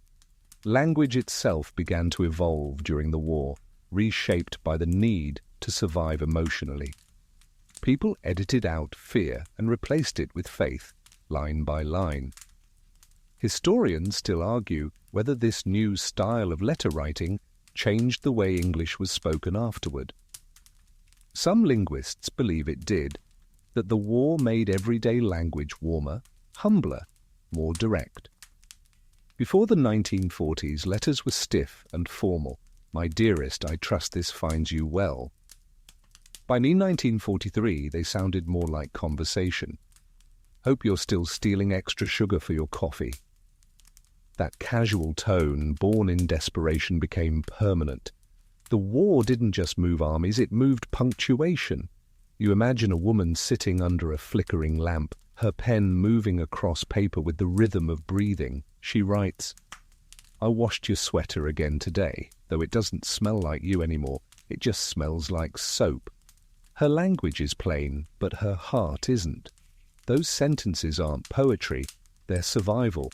A quirky tidbit: psychologists studying wartime correspondence later found that people who used future tense, "When you come home, we'll go dancing. You'll see the garden," were significantly more likely to remain hopeful. It wasn't magic, it was self-hypnosis. You can hear it in the words, "When you get home," not if. Never if. That tiny linguistic rebellion against despair kept millions of people upright. You turn another page and notice how the language flirts with contradictions, half optimism, half exhaustion. The moon looks lovely tonight, though it feels wasted on me. We got rain today, which made me think of your umbrella. I'm fine, but that's a lie we've both agreed to tell. You can sense the fatigue setting in, but also the determination not to let it show. Writing became a balancing act. Confess just enough to stay human, but not so much that the other person loses sleep. That's love in wartime shorthand, editing yourself for someone else's sanity. One soldier wrote, "I want to tell you everything, but everything here would hurt you. So I write about clouds instead." Another, "We lost half the men this week, but today I saw a butterfly land on my rifle. That felt like a promise." You exhale slowly at that line. It's almost cinematic in its simplicity, and maybe that's why it feels true. When the world turns monstrous, even tiny metaphors can save you. Historians still debate whether those images were exaggerations or authentic. But does it matter? Hope, by definition, doesn't have to be factual. By 1944, letter writing had become its own emotional dialect. People learned to say, "I miss you," 100 different ways without ever repeating it. Some used humour. "I'd send a kiss, but it'd get stuck in customs." Some used code. "The tea's cold without you." Some just used silence, ending letters abruptly because everything left to say was already known. You can almost feel their restraint, the ache of wanting to write forever, and the fatigue of knowing there's another letter waiting tomorrow. A quirky note. Linguists later coined the phrase wartime tenderness to describe how love letters changed emotional syntax. Affection moved from flowery to factual, from metaphors of possession, "you're mine," to metaphors of survival, "we'll make it." It's the kind of change that lingers. Even decades later, those linguistic fingerprints are still in our everyday speech. Every "hang in there," every "stay safe," every "miss you already." They're descendants of 1940s grammar. You picture a stack of those letters now, bundled with string, their sentences fading into one another like musical notes. Each one a rhythm of hope, rising and falling in human time. And then you notice something remarkable, how repetition itself became comfort. Every "I love you" wasn't just sentiment, it was ritual. Because in a world that changed daily, repetition was proof that something stayed the same. You unfold one last letter from that stack. The ink's gone grey. The handwriting leans tiredly to the right. It reads, "I've stopped marking the days until you come home. I just live inside the thought that you will." You hold that line in your head for a long time, feeling it hum like a low, steady note. That's the grammar of hope. When language stops describing the world and starts creating it instead. As you lean back, you can almost hear the scratch of pens across decades of distance, people whispering their survival into paper, convinced their words could outlast the war. And somehow, they did. Those letters didn't just carry love, they carried evolution. They taught the world a new language, one fluent in absence, endurance, and faith. You smile faintly, eyes heavy, and think, maybe that's why even now, we still write when things fall apart. Because once upon a time, words were all anyone had, and they were enough. The candlelight in your imagination flickers low, and the scent of ink and dust thickens in the air. The letters have softened now, not frantic, not fearful, but almost melodic, like sighs written down. You're entering the phase of the war when exhaustion turned into elegy, when language itself began to glow faintly at the edges. Censors were still cutting, hearts were still breaking, but something else was happening inside the envelopes, accidental poetry. This is what historians later called censorship's collateral beauty. You picture a male clerk sitting in a dim office, scissors in hand. He's redacting forbidden lines from a soldier's letter, one sentence at a time, black ink swallowing tenderness. He crosses out a name, a location, a unit number, routine procedure. But when he's done, the result reads like something written by an avant-garde poet. I miss you, redacted. Your smile still shines even through, redacted. It's almost morning. That's not destruction, it's unintentional art. A whole generation learned to find beauty in the blanks. Censors weren't villains. Most were just overworked clerks trying to do their jobs without crushing hearts. But their presence forced lovers to invent a secret language of affection, hidden between the lines. They began using metaphors, code words, even doodles. A tiny sketch of a cat meant safe. A drawing of a star meant lonely. A coffee cup meant dreaming of home. Historians still argue whether these symbols counted as secret code or shared intimacy, but to the people who used them, they were both. Tiny rebellions of love scribbled under the watchful eye of bureaucracy. One woman wrote, "Your letter arrived missing half its words, but I could still read every one." You smile, because that's what love does. It fills in the blanks instinctively. A quirky tidbit. In some British regiments, censors began jokingly grading soldiers' romantic creativity. A+ for subtlety, one officer scrawled in the margin of a heavily redacted note. The soldier later married the woman who received it, proving perhaps that censorship can be oddly romantic when handled with the right sarcasm.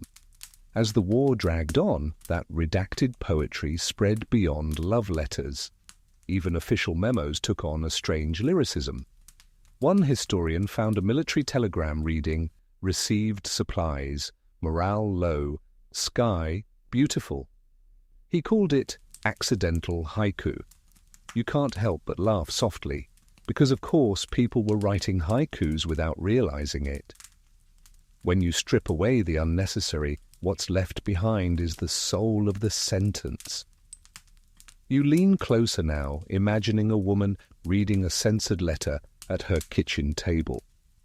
Whole lines are gone, swallowed by black bars. She tilts the paper toward the light, trying to see through the ink, as though love might be visible under ultraviolet truth. She whispers the missing words aloud, guessing, filling the silences with imagination. And suddenly the act of reading becomes the act of creating. Two people separated by war are writing the same letter together, one with a pen, the other with faith. It's strange, isn't it? How censorship, meant to divide, ended up deepening intimacy. When you can't say what you mean, you start meaning what you say. That's how letters grew quieter, slower, simpler. The metaphors softened, but the emotions sharpened. The sky looks like your eyes. I'm keeping my socks dry. The bread's stale, but I thought of you and it tasted better. Tiny phrases that sound ordinary, until you realize they were written beside mortars. A quirky discovery from post-war archives. Some censored letters were later unredacted, revealing what the black ink had covered. In many cases, the hidden words weren't military secrets at all. They were feelings the censors misunderstood. Lines like, "I can't sleep because of your photograph," were removed because they might imply agitation. Imagine that, love mistaken for instability. You sigh, amused and a little sad, thinking how easily tenderness can look suspicious when the world's gone paranoid. Historians still debate whether this forced restraint changed literature forever. Some say the minimalist style of post-war writing, the short sentences, the pauses, the Hemingway tone, was born from these very letters. When you can't write long, you write true. It's possible the greatest love poems of the 20th century began as censored correspondence that never meant to be poetic at all. You unfold another imaginary letter, one of those half-erased ones. It reads, "I want to tell you something beautiful," redacted, but the words won't fit through the wire. You stop breathing for a moment. The words hum like a note held just past silence. That's the thing about these letters. They never really end. They trail off mid-thought, letting the reader finish them in their own heart. It's participatory poetry before anyone called it that. One soldier, frustrated by censorship, began signing his letters with the phrase, "all blanks filled in by you." His wife later said it was her favorite part, the unspoken invitation to imagine. Because that's what love during war became, not conversation, but collaboration. A man wrote half a story, a woman dreamed the rest, and together they built a world between the redacted lines. You lean back, feeling that idea settle like dust motes in sunlight. Censorship never truly silenced love, it just taught it to whisper beautifully. And maybe, you think as the words fade into your drowsy mind, that's the hidden mercy of all constraint. When you take away people's freedom to say everything, they learn to say only what matters. You close your eyes, hearing the soft scratch of pens again, and imagine thousands of unfinished sentences still floating somewhere in time, waiting for someone, maybe you, to finish reading them. The letters you've been imagining have now spread everywhere, crossing borders, crossing languages, and sometimes crossing entire worlds. Because in the middle of the 20th century, the war didn't just separate lovers by oceans, it also united them across languages in the strangest, sweetest, and most human way possible. You open the next envelope and the words inside are a puzzle, half English, half French, with a sprinkle of Italian nouns and German adjectives tucked in like secrets. The grammar stumbles, but the heart is fluent. Welcome to the world of multilingual affection. You picture it, a French nurse writing to an American GI she met after the liberation of Paris. Her English is fractured, full of charm and courage. "My darling, I send you my most big kisses. The bread is again hard, but I smile when I think to your jokes. It's adorable, it's awkward, and it's perfect." He writes back, "You make English sound like music. Keep the mistakes. I love them more than grammar." And there, between two broken languages, something miraculous happens. Historians still argue whether love truly needs translation. The evidence says no. During World War II, more than 200,000 Allied marriages crossed language barriers. Soldiers met locals, fell in love, and started writing letters that were equal parts dictionary, doodle, and devotion. A quirky tidbit, many bilingual couples invented their own pidgin languages, English nouns with Italian endings, French verbs with American slang. Linguists later studied these hybrid phrases, calling them romantic dialects of necessity. For example, by time "I kiss you goodnight" was common enough among GIs in Italy that it ended up printed on souvenir postcards. You can almost hear the laughter between those sentences, the shared confusion, the corrections that turned into flirtation. One British soldier wrote to his Italian fiancée, "Your English improves every letter, mine doesn't." She replied, "You need no English, you say with eyes." That line has no punctuation, but it doesn't need any. It reads exactly the way it feels, direct, unfiltered, pure. And it wasn't just Europe. Letters crisscrossed the globe between American soldiers stationed in the Pacific and local women in the Philippines, Australia, or Japan. The result was a patchwork of languages stitched together by patience and pencil marks. Some couples kept pocket dictionaries beside their writing desks, circling words they couldn't pronounce but desperately wanted to send. Others drew pictures when words failed, little heart, stick figures, clumsy sketches of palm trees or houses. You smile because it's the most universal thing in the world. When you can't speak, you draw. Historians still debate how these cross-cultural romances reshaped the modern world. Some ended in heartbreak, crushed by distance, prejudice, or bureaucracy. Others created entire family trees that now stretch across continents. One Japanese-American couple exchanged letters through an internment camp fence. They passed them inside hollowed-out oranges. Their descendants still have those letters, still faintly citrus-scented somehow. A reminder that even in humanity's darkest hour, people found ways to sneak tenderness past the guards. A quirky fact from the archives: translation errors occasionally led to delightful confusion. One British woman wrote to her American beau, "I miss your company," which he misread as, "I miss your complaints," leading to a month-long argument he couldn't quite explain. Another soldier tried to say, "You are my light" in French, but accidentally wrote, "Tu es mon lait," "You are my milk." His sweetheart responded with a drawing of a cow and the caption, "Then I am your farmer." They married anyway.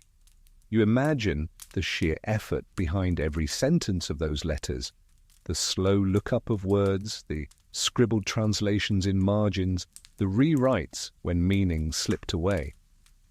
Writing in a second language isn't just communication, it's trust. It's saying, "I'm willing to sound foolish if it means you'll understand me."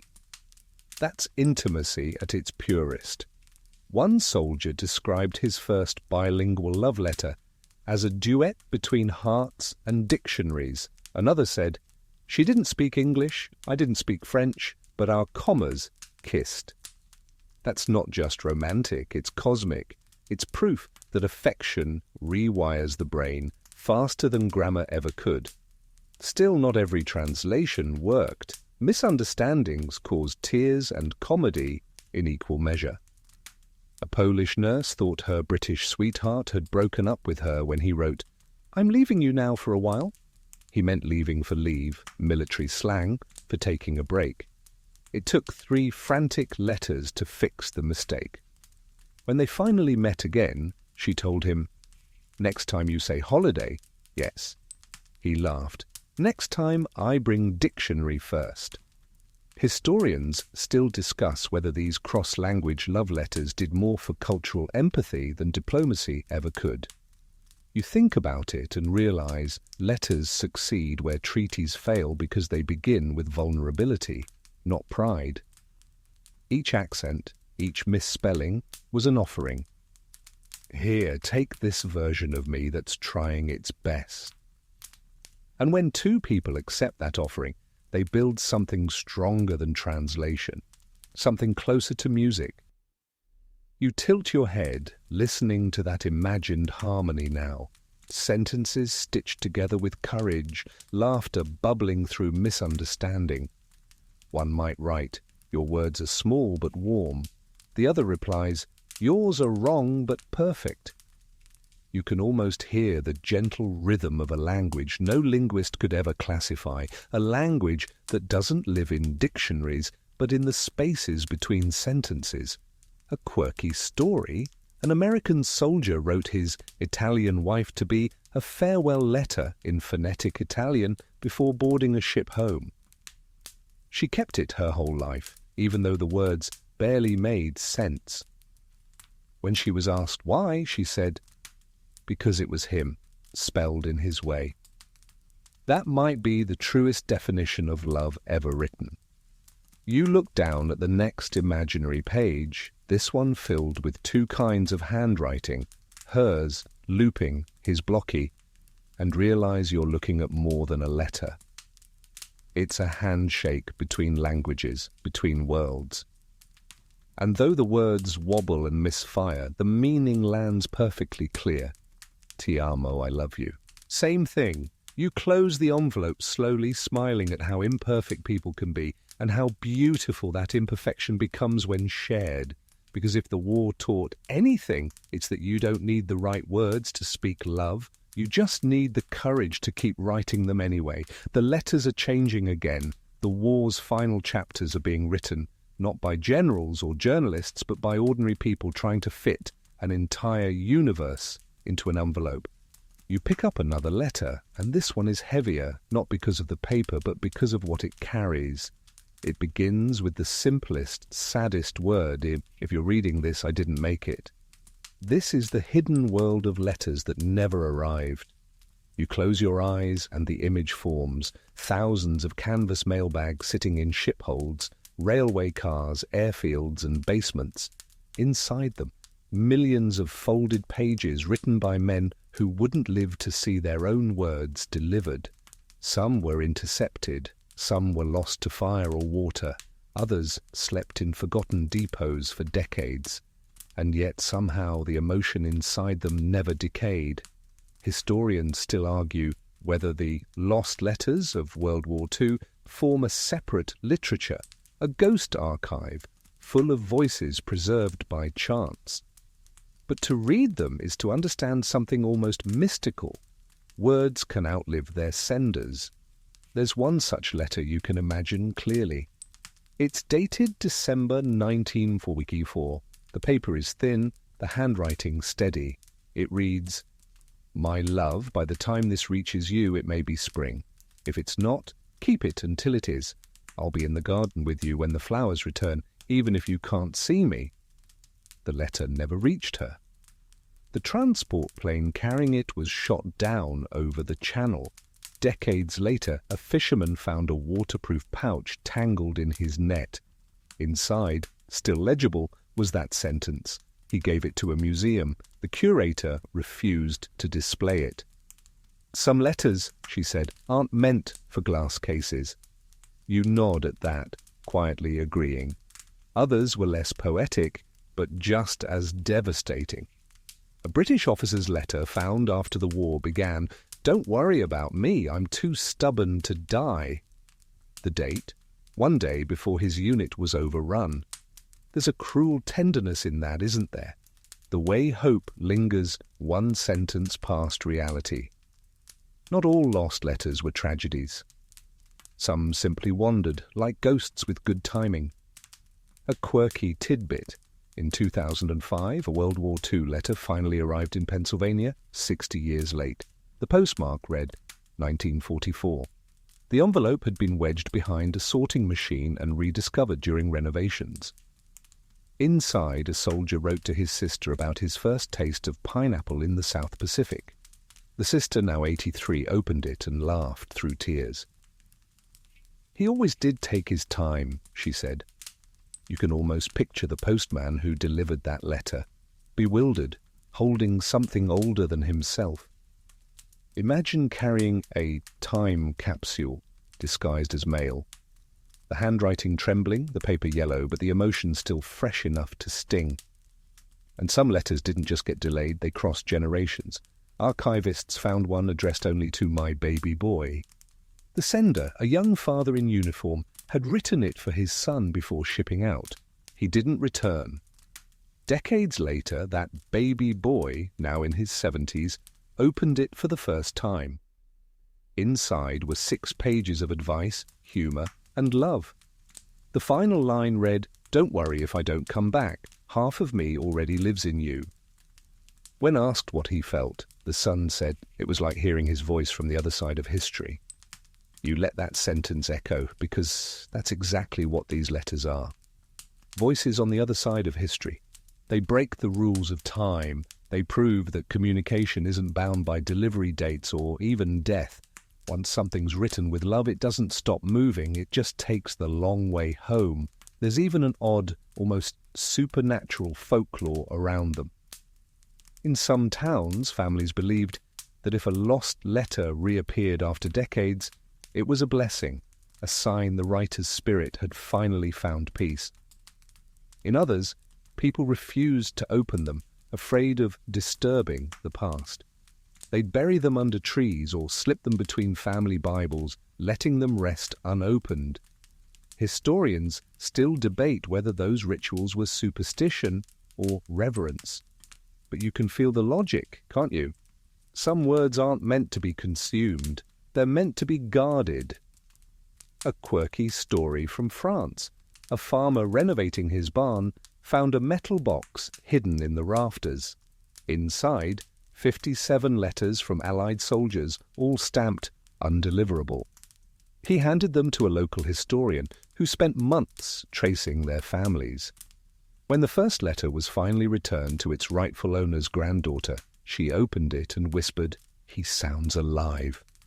That line, simple, trembling, is perhaps the best definition of the power of letters anyone's ever spoken. But the most haunting lost letters are the unfinished ones. Some stop mid-sentence, mid-thought, mid-word.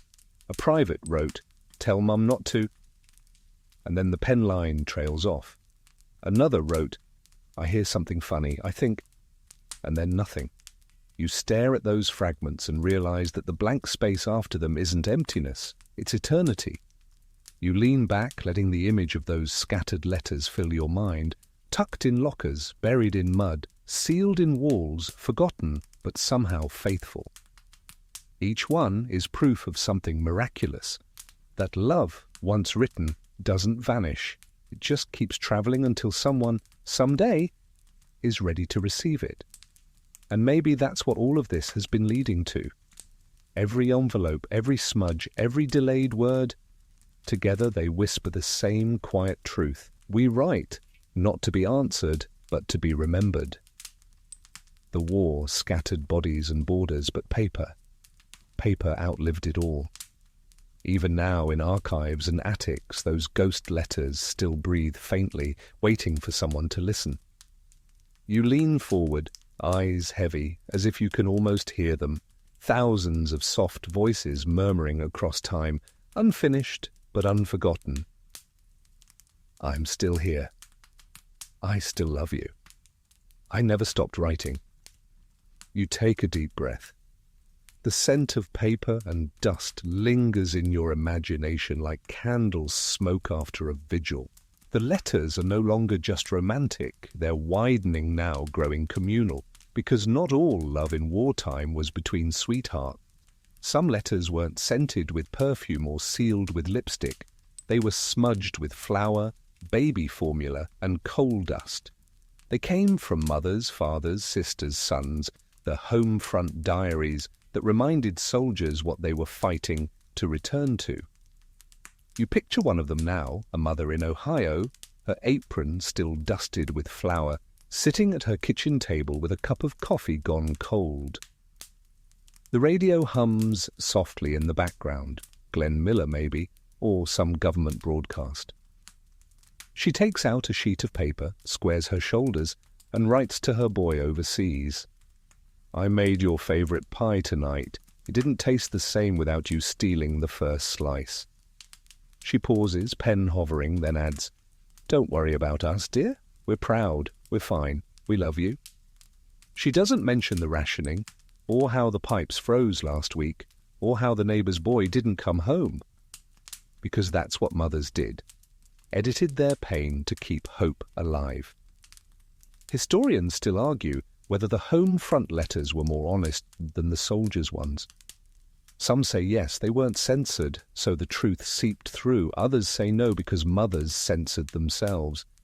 But either way, the letters were lifelines in reverse.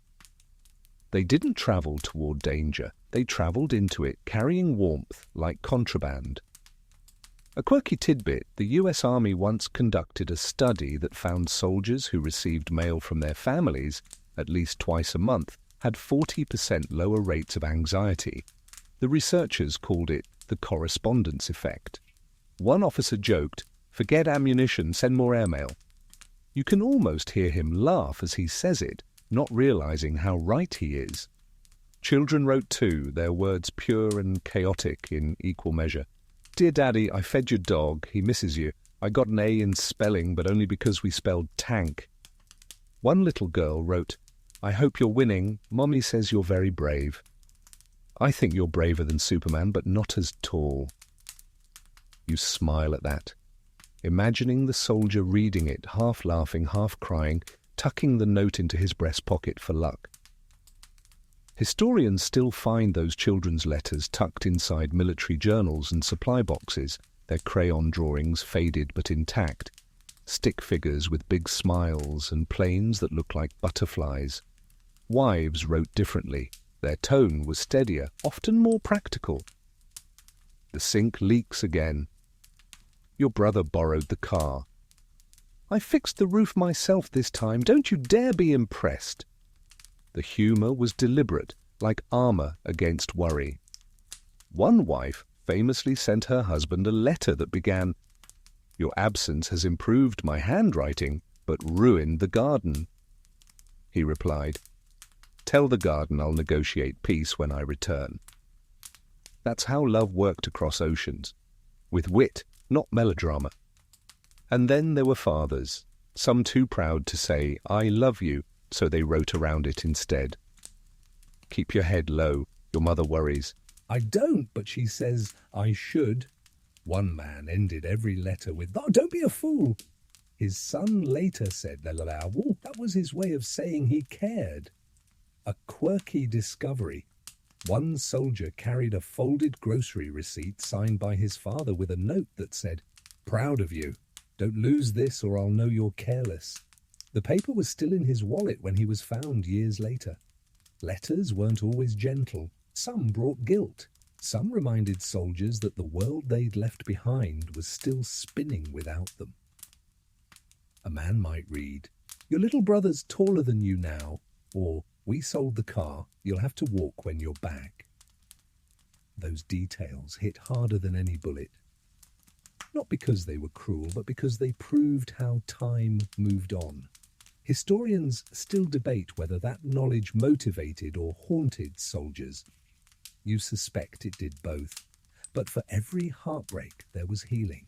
One mother, after losing her son, kept writing to him every Sunday for 20 years. She never mailed the letters. She just stacked them neatly in a drawer, labelled "For him." When she died, her granddaughter found the collection. Hundreds of envelopes, each dated, each beginning the same way. "Hello, my darling boy." There's no statute of limitations on love. That drawer proved it. A quirky wartime phenomenon emerged from these family letters. Morale bundles. Families would collaborate on one long, continuous letter, each member adding a paragraph before forwarding it to the next. By the time it reached the soldier, it read like a novel written by everyone who loved him. Sometimes neighbors or entire church groups joined in. Whole communities stitched together by paragraphs and glue. You can almost see the soldier reading it by flashlight, smiling as he imagines everyone sitting around the kitchen table, taking turns with the pen. That's not just correspondence, it's resurrection. And then there were letters from strangers. Civic groups and school children wrote to any soldier, anywhere, filling mailbags with anonymous kindness. "Dear sir, I hope you are safe. I am 9 and like baseball. Maybe you like baseball too." Some of those pen pal friendships lasted decades. One American veteran later said, "That kid's letter was the only one I got that month. It kept me alive." You nod at that, realizing that sometimes survival isn't about rations or medicine. It's about being remembered by someone, even a stranger. Historians still debate which side of the correspondence, the home front or the front lines, carried the heavier burden. Was it harder to fight or to wait? No one ever answers that question, maybe because it's the same pain, wearing 2 different uniforms. You lean back, listening to the faint hum of that imagined radio again. You can almost hear the voices of families reading their own letters aloud before sealing them. A mother correcting her daughter's spelling. A father pretending not to tear up. Each one whispering the same thing into the paper, "Come home." And if you listen close enough, even now, 80 years later, you can still hear it. A chorus of kitchen tables and post offices, a symphony of pencils scratching against ration paper, each note saying the same fragile word. home. You can feel the tempo of history slowing now. The battles are winding down, the smoke is beginning to clear, and the mail bags that once carried secrets are suddenly carrying something stranger, evidence. Because love letters, it turns out, could outlive love itself. They could end up in courts, archives, and interrogations. You're stepping now into the world where affection became paperwork, where the softest words were turned into proof. It starts innocently enough. After the war, soldiers and civilians alike were flooded by bureaucracy. Governments wanted documentation, proof of marriages, inheritances, dependents. And so stacks of private letters, once read by candlelight or under a tin roof, were presented to officials in suits as legal evidence. A widow needed her husband's letters to prove he existed. A child needed them to prove who his father was. Historians still argue whether this was preservation or violation. But the truth is simpler. When you live through chaos, even love must learn to speak bureaucratic. You picture a clerk in 1946 sitting behind a wooden desk. He's reading a soldier's letter that begins with "My dearest darling," just to verify a pension claim. He's not blushing, he's exhausted. To him it's just paperwork. But for the widow sitting opposite him, that page is her entire universe. Her hands tremble as she waits for him to stamp it. When he finally does, she gathers the papers and whispers, "Thank you." She doesn't mean for the pension. She means for letting him exist again, officially. Some letters ended up in courtrooms for darker reasons. There were cases where love letters were used as evidence of betrayal, wives accused of infidelity, husbands charged with abandonment. In the new world of post-war uncertainty, paper became witness. One divorce case in Chicago famously centered on 20 letters beginning "My sweet soldier," only they weren't written to her soldier. The judge, perhaps with a sigh, ruled that war makes fools of poets and poets of fools. It's oddly merciful, that line. You can almost hear him wishing he didn't have to read any of them. There were political uses too. Governments, hungry for propaganda, sometimes published selective love letters to illustrate national spirit. One British newspaper ran an entire column titled "Letters That Won the War." Most of them were genuine, some quietly edited. A quirky tidbit, one of those published letters, included the line, "Your courage keeps me alive." Later researchers found the original letter. It actually said, "Your tea keeps me alive." Perhaps that's not less noble. In some ways, it's even better. Then there was espionage, the most literal version of love turned into intelligence. A few spies used romantic correspondence to disguise coded messages. The CIA later declassified examples: invisible ink written between the lines of endearments, invisible coordinates hidden inside the loops of cursive. One such letter, recovered from Lisbon in 1943, began with, "My darling, I miss your kiss," and ended with details about German troop movements. Historians still argue whether the recipient ever existed, but you can't help hoping she did, because somewhere in that lie was still a fragment of truth. Even spies wrote about missing someone. There's another kind of evidence, quieter but just as powerful, the letters that helped war criminals stand trial. Nurses wrote testimonies to their superiors, soldiers wrote confessions to wives, and some of those documents later became legal artifacts. A chilling letter found in a Berlin apartment in 1946 read simply, "I did terrible things. I am so sorry." It was unsigned. The court never found the sender, but the letter was kept anyway. Not as accusation, but as human proof of remorse. And then, far from courtrooms and codes, there were the museum curators.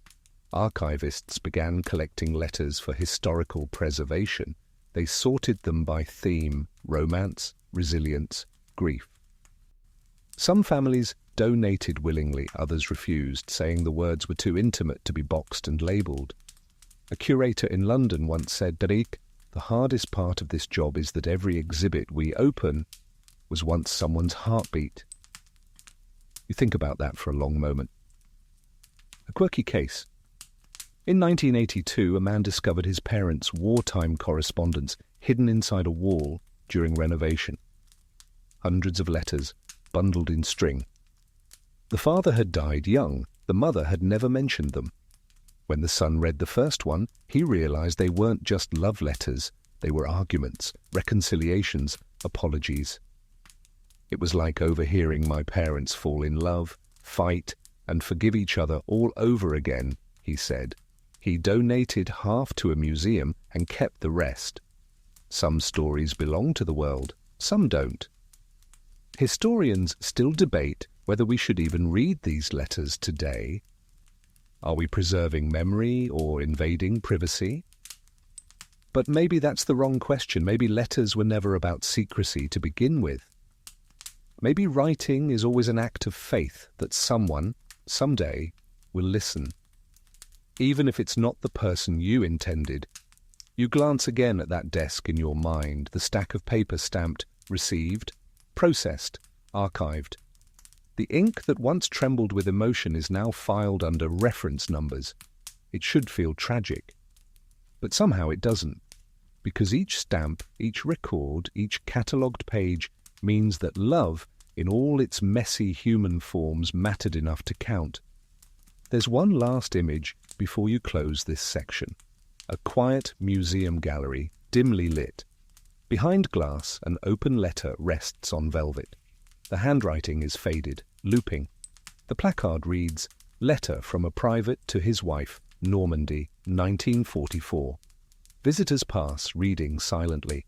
Someone wipes away a tear. Someone smiles, and the letter still does exactly what it was written to do 80 years ago, make a stranger feel less alone." That's what all evidence of love really is.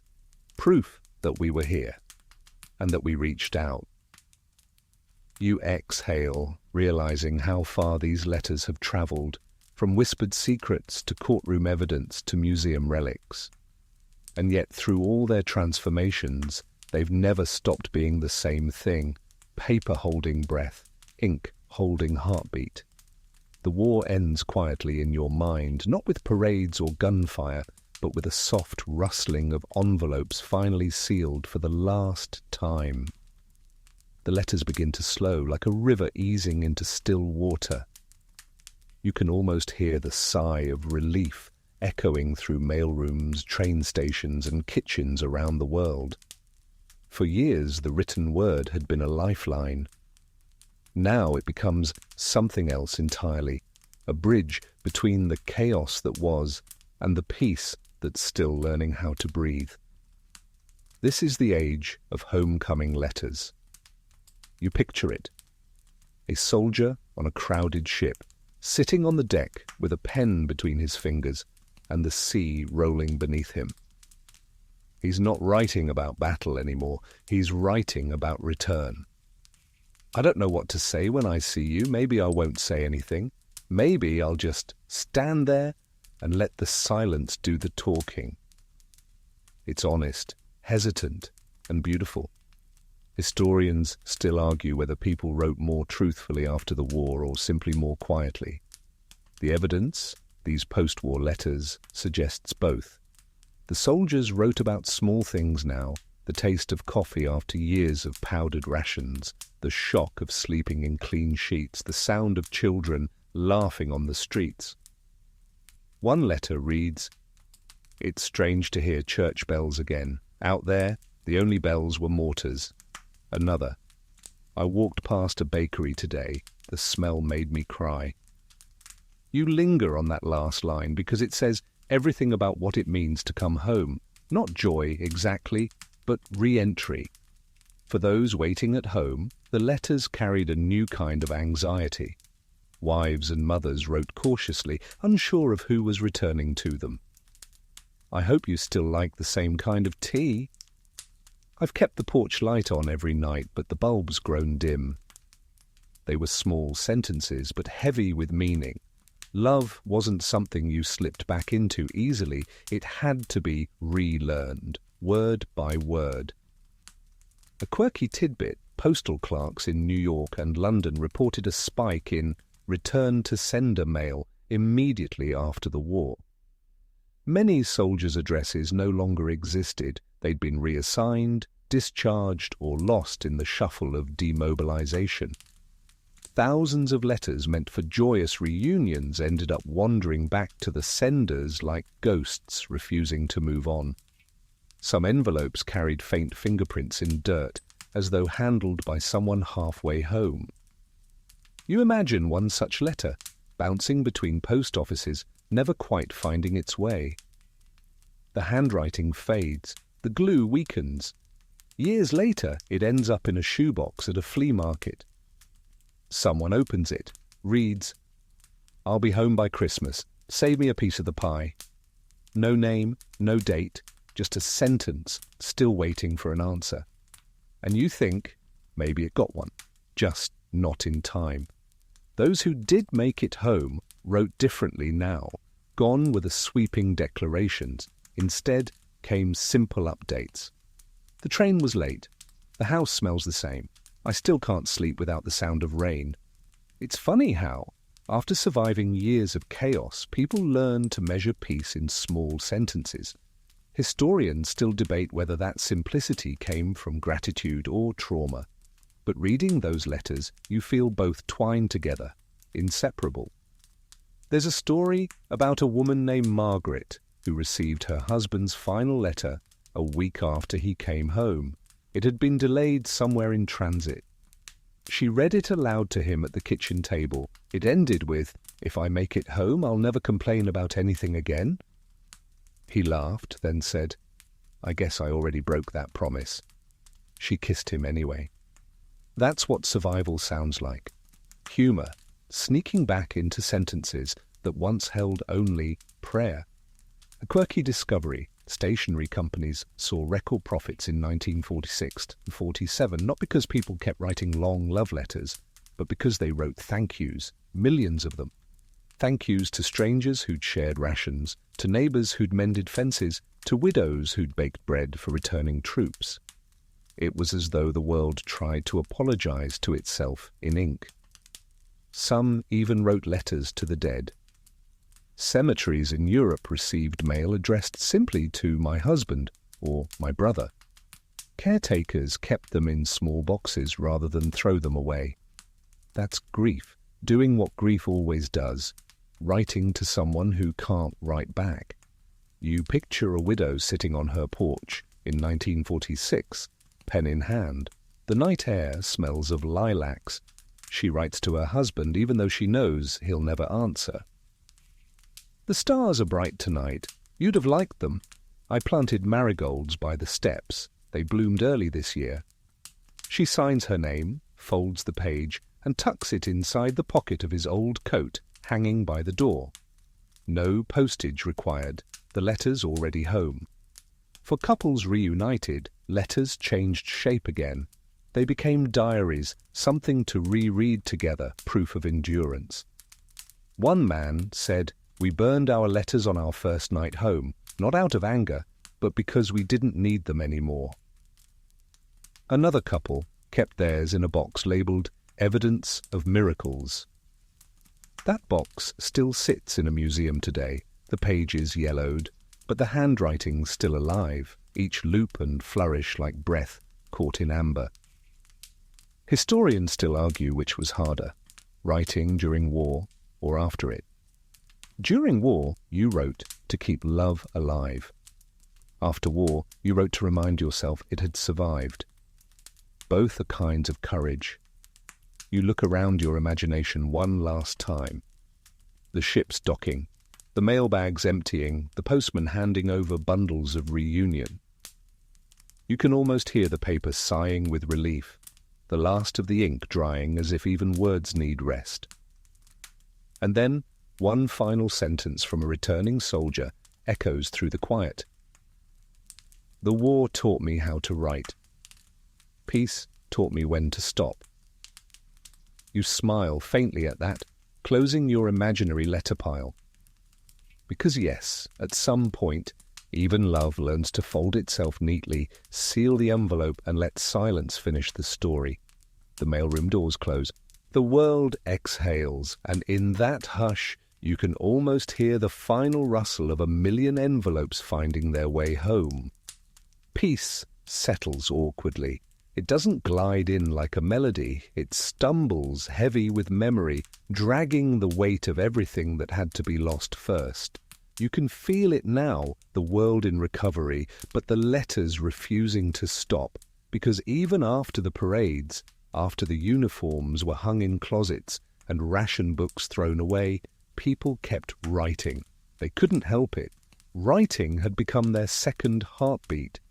These were the post-war echoes, letters sent not to bridge distance anymore, but to make sense of it. You picture a small apartment in Brooklyn. A man sits by the window, cigarette smoke curling through the air, typing to his old commander. The silence here is louder than the guns.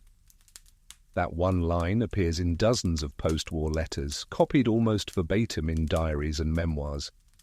Because everyone felt it, the disorienting quiet that followed the storm. Historians still argue whether that silence was peace or simply exhaustion. You suspect it was both. The tone of correspondence changes completely now. There's nostalgia in the ink, but also confusion. People write to understand what happened, to fill in the blanks between then and now. One woman writes to her husband, "You used to sign your letters, love always. You stopped last month. I'm not angry, I just want to know, did the war end in your heart too?" He writes back, "No, I think it just changed shape." That's what most post-war letters sound like, negotiations with silence, two people trying to recognize each other across the distance that memory creates. And yet there's tenderness in that hesitation.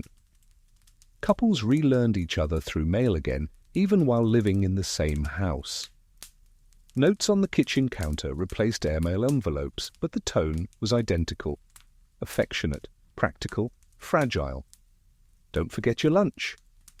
"You snore louder than artillery. Love you anyway." It's endearing, domestic peace, written in shorthand. A quirky tidbit. Stationery companies began marketing everyday notes for modern couples. Tiny pads printed with phrases like, "I forgive you" and "write me at work." Some historians call this the birth of the modern sticky note. Imagine that, a global war helping invent the shopping list. The veterans' letters, though, are heavier. Many couldn't talk about the war out loud, but they could write about it quietly in midnight correspondence with other soldiers. "You ever wake up thinking the siren's back?" one man writes. Another answers, "Every night. But it's just the train." You can almost hear the sigh of relief in those lines, the strange comfort of knowing someone else understands the noise that still lives inside you. Historians still debate whether those buddy letters were therapy before therapy had a name, but you can see it clearly. They were lifelines disguised as catch-ups. Then there were the thank you letters, millions of them poured out, to medics, to teachers, to strangers. One British woman wrote to the nurse who had bandaged her husband 3 years earlier. "You may not remember me, but I remember your hands. They shook when you touched him, but he lived." The nurse wrote back, "I do remember. Thank you for letting me know I can stop carrying it." That's the power of a letter. It gives permission to lay burdens down. A quirky discovery. In 1947, a small town in Indiana launched Letter Day, encouraging residents to write one letter of gratitude to anyone who had helped them during the war. Over 10,000 envelopes were sent. The postmaster reportedly said, "For one day the world felt lighter." That idea spread, gratitude by mail, empathy on paper. It's how the language of war turned, almost imperceptibly, into the language of healing. But not all letters were gentle. Some were written in anger, in grief, in confusion. A widow writes to her government, "Thank you for the medal, it doesn't hug back." A soldier writes to his hometown newspaper, "You printed my name in the list of heroes. My friend's name should be first." And one line, found in countless archives, sums up the feeling of a generation. We came home, but not all of us made it back. You let that line breathe, heavy and true, because letters became confessionals now, safe places to say what couldn't be said out loud. A priest in Belgium reported receiving more than 300 anonymous letters from soldiers, writing to God but unable to post the address. One read, "I did things I can't forgive myself for, but I still believe in light." That single line radiates through decades, the kind of honesty only paper can handle. Historians still debate whether the act of writing helped heal trauma or merely preserved it. But even they admit that without those letters we'd never truly understand the emotional aftermath of the war. The history books tell you who won, the letters tell you who paid. You picture a museum drawer somewhere, plain, labelled in pencil. Letters, 1946-48 Home and Reconstruction. Inside are thousands of small voices, some trembling, some joking, all human. The baby's first tooth came in. Your brother's opening a bakery. We bought a washing machine. It's louder than you. Tiny updates, mundane miracles, the world rebuilding itself, one sentence at a time. A quirky little phrase appears again and again in those years. Writing you feels like breathing. And maybe that's the truest thing anyone's ever said about letters. Because after everything, people didn't write just to connect. They wrote to remember how to be alive. You lean back in your chair, the hum of imagined quiet filling your ears. The sound of typewriters and fountain pens has replaced the guns. The letters are no longer desperate, they're steady. They've learned to live again. And somewhere out there, between the stamps and the signatures, the 20th century begins to find its pulse again. You close one final envelope and feel the whole world exhale with you.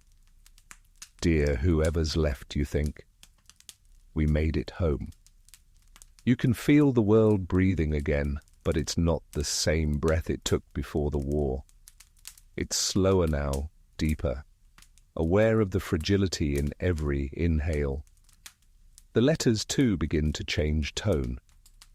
They're no longer about fear or survival or even return. They're about memory, the collective attempt to hold on to something that was too vast to process and too human to forget. This is the era of remembrance letters.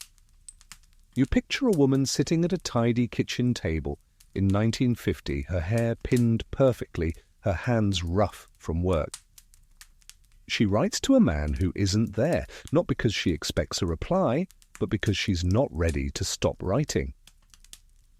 It's been 5 years today. I still keep your last letter in my apron pocket. It's soft now, almost like fabric. Sometimes, when I can't sleep, I touch the corner where you signed your name. It feels warm. That's what these letters became, rituals of remembrance, prayers written in ink. Historians still argue whether this act of continual correspondence delayed healing or preserved love.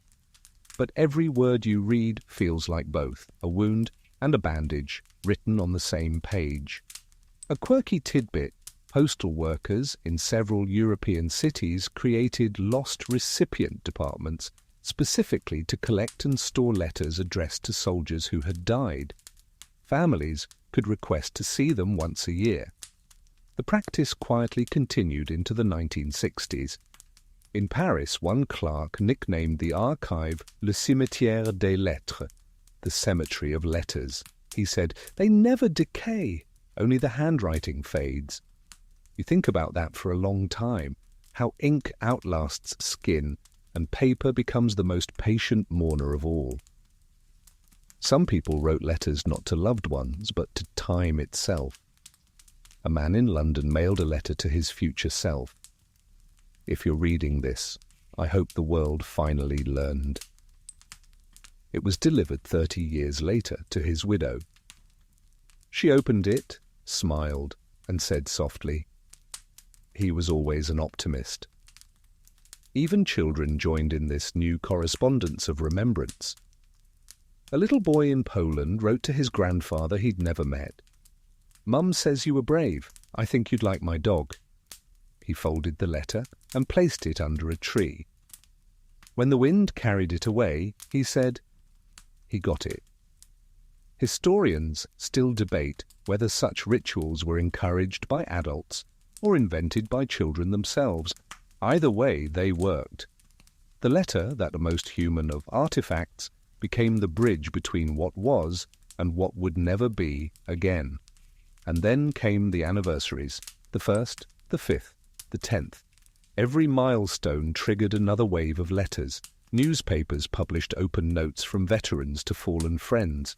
"You'd laugh at how soft I've gone. The pub still smells the same. I still can't look at fireworks." They were conversations across time, the kind that make history feel personal again. A quirky discovery: one London journalist found that the phrase, "I still talk to you," appeared in nearly every remembrance letter he read. No matter the language, it's universal, it's defiant, it's grief refusing to go silent. For some, those letters became memoirs. Entire books began as stacks of correspondence rediscovered in drawers or trunks. Publishers called them epistolary testaments. Readers called them therapy they could hold.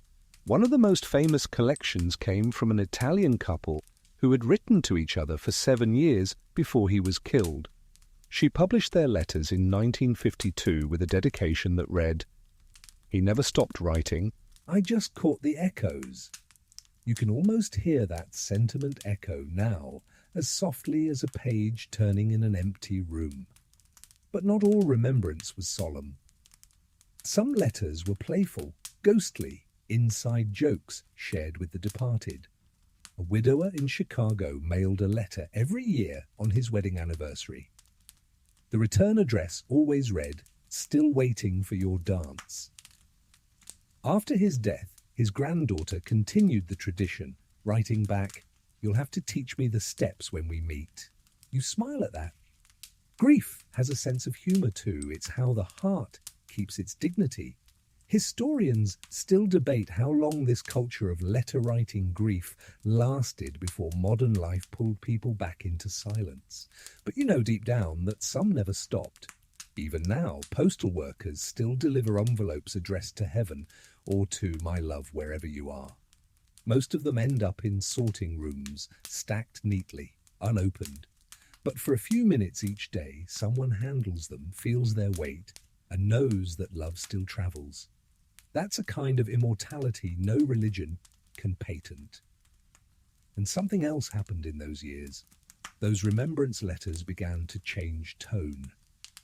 They stopped asking questions and started offering advice. "I finally slept through the night. You'd be proud of the kids. It doesn't hurt as much as it used to." These were not goodbyes anymore. They were progress reports to the afterlife. A quirky finding from sociologists: people who continued to write to deceased loved ones reported higher levels of emotional stability.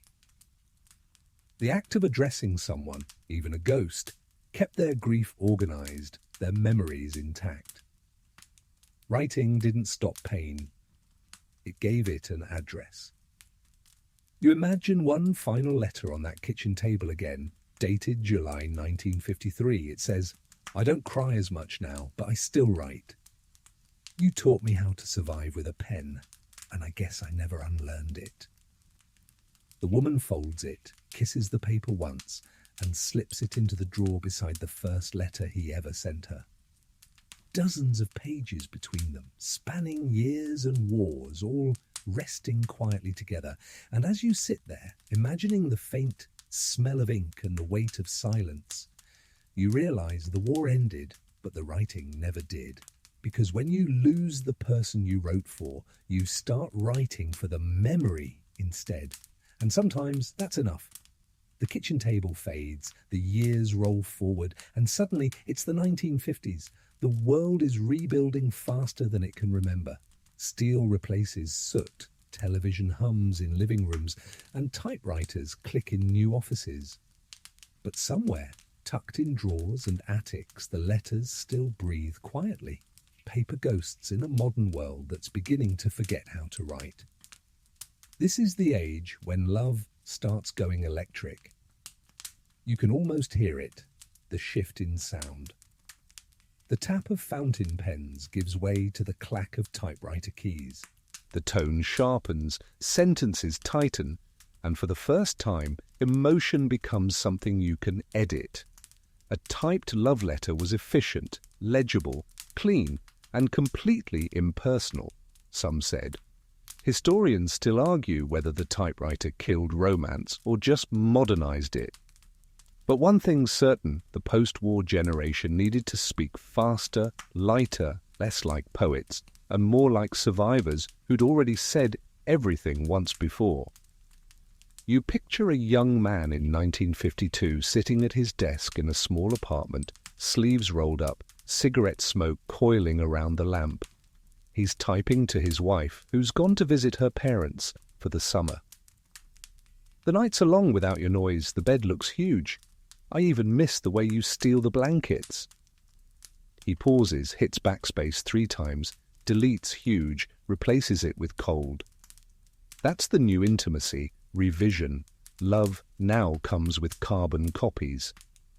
The old handwritten letters were relics, frayed, folded, romantic. But typing brought its own rhythm, a jazzier, more mechanical heartbeat. You can almost hear it, the syncopation of keys, the ding of the carriage return, the swoosh of a fresh page sliding in. A quirky tidbit, the Royal Typewriter Company released an ad campaign in 1954 titled Love Letters Go Modern. The tagline read, "No more smudges, no more tears, just clarity." Clarity, of course, is overrated. Smudges are where the soul hides. Still, people embraced it.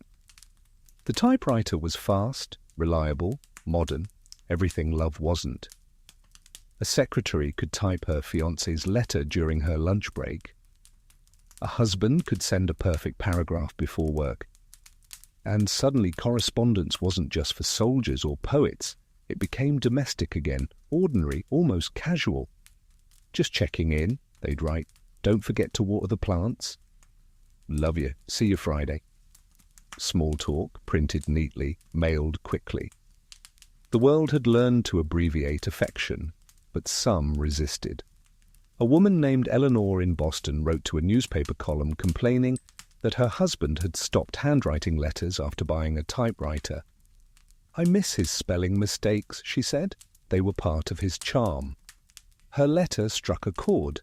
Hundreds of readers wrote back agreeing that handwriting carried warmth, while typewriting carried distance.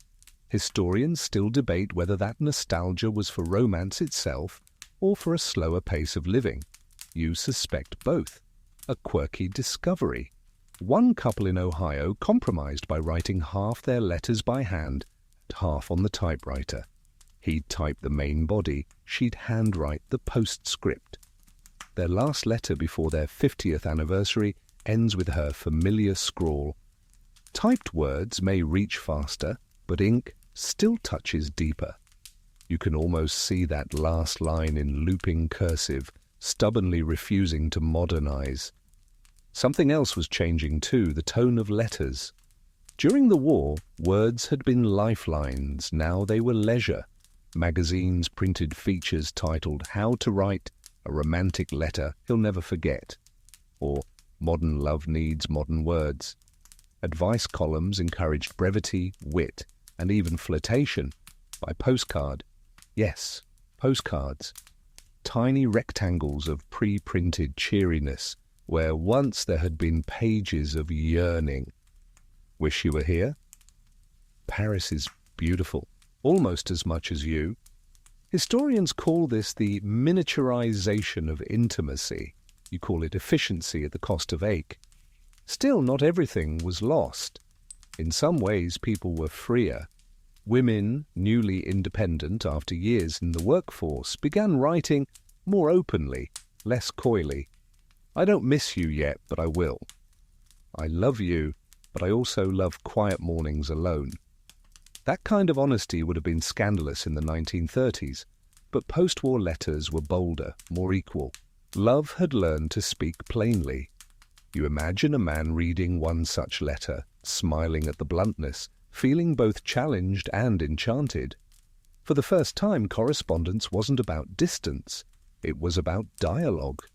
The war had taught everyone how fragile connection was. Now, peace taught them how to use it. A quirky tidbit. The 1950s also saw the birth of the love chain letter. It wasn't spam then, it was sincerity by duplication. People would copy sentimental poems or aphorisms and mail them to friends. One popular one began, "Send this to 5 people you love or love will forget you." You laugh softly, it's ridiculous, superstitious, and yet somehow human. Even in an age of progress, people still tried to make affection contagious. Historians still argue whether this decade marked the end of traditional letter writing or just its transformation. But as you leaf through these imagined pages, the answer seems obvious. The form changed, but the heartbeat didn't. Every keystroke, every scribble, every smudge still carried the same stubborn message. "I'm thinking of you." You lean back, hearing the faint clatter of typewriter keys fading into the hum of radio static, the background noise of a world speeding up. Love, once a slow river of ink, is now a telegram, a typewriter, a postcard. But even in its new form, it refuses to vanish, because technology never replaces longing, it just gives it new stationery. You close your eyes and picture that transition frozen in time, one hand still gripping a fountain pen, the other reaching for the typewriter. Between them lies everything, the old world's tenderness and the new world's tempo. And as the last typed letter rolls out of the machine, its words perfectly neat, but its sentiment beautifully messy, you realize even progress can't fix the human heart's typos. By now the typewriters hum like cicadas in your imagination, steady, mechanical, impossible to unhear. The 1950s are sliding toward the 1960s, and something subtle but irreversible is happening. The sound of communication is changing pitch. This is the dawn of telephones and television, where voices start replacing handwriting and love begins to learn how to speak, not just write. The letters don't disappear all at once. They fade, like a radio station drifting out of range. But you can still feel them lingering underneath the noise, like echoes in an era that's learning to talk faster than it can think. You picture a woman dialing her husband overseas for the very first time. It's 1957. The transatlantic telephone cable has just gone live. She's wearing her best dress, even though he can't see her. "Can you hear me?" she says, almost whispering. A crackle, then a faint voice. "Just barely." "That's enough," she says. The call lasts 3 minutes. The operator reminds them every 60 seconds how much it costs. When it ends, she sits in silence, staring at the receiver as if it were a ghost that had briefly remembered her name. Then she picks up a pen and writes, "I heard your voice today. I didn't know I'd forgotten what laughter sounded like." Historians still argue whether telephones killed the intimacy of letters or deepened it. But in that moment, you realize they didn't compete. They completed each other. Because hearing "I love you" doesn't erase the need to see it. A quirky tidbit: in the 1950s, phone companies published etiquette guides for long-distance couples. One advised, "Speak slowly as if carving words into the air. The Atlantic is a poor listener." You can't help but smile at that, the idea of words floating through underwater cables like messages in glass bottles. Maybe that's all communication really is, messages in bottles floating toward whoever's willing to listen. By the 1960s, love letters start to look different, thinner, shorter, written on pastel stationery with cartoon hearts and peace signs. The tone has shifted from devotion to conversation. You see a young woman sitting cross-legged on a dorm room floor, hair messy, ink smudged on her thumb, writing to her boyfriend stationed in Germany. "Don't die, okay? There's a concert next month and I promised you'd hate it." It's irreverent, funny, alive. This generation writes with rebellion instead of reverence. They aren't copying the past. They're scribbling their own language of love. Historians still argue whether this shift was progress or loss. But reading those letters feels like watching humanity loosen its tie and finally exhale. You flip to another. "Mum says I should type, but I like how my handwriting tilts when I miss you." That's not a line meant to be studied in museums. It's a sentence meant to be felt. And that's what makes it precious.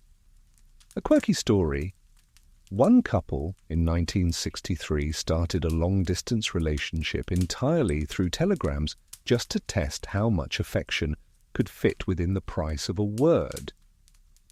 Their first message read, "Love stops distance." The reply, "Distance stops nothing." They married the next year. You can almost hear the rhythm of that exchange, the staccato poetry of limitation. Just like the censored letters from the war, constraint forces creativity. And maybe that's the secret thread connecting every era. Love writes best when it's running out of space. By now, handwriting is starting to vanish from everyday life. Typewriters were, postcards multiply. And yet, the few handwritten letters that survive this decade feel more deliberate, almost ceremonial. One woman writes to her husband every year on their anniversary, though he's just upstairs in his study. "It's silly, I know," she begins, "but it keeps us old-fashioned in all the right ways." He writes back, "Then keep writing, because I like the way ink sounds when it misses me." You smile. It's the kind of romance that knows how ridiculous it is and loves itself anyway.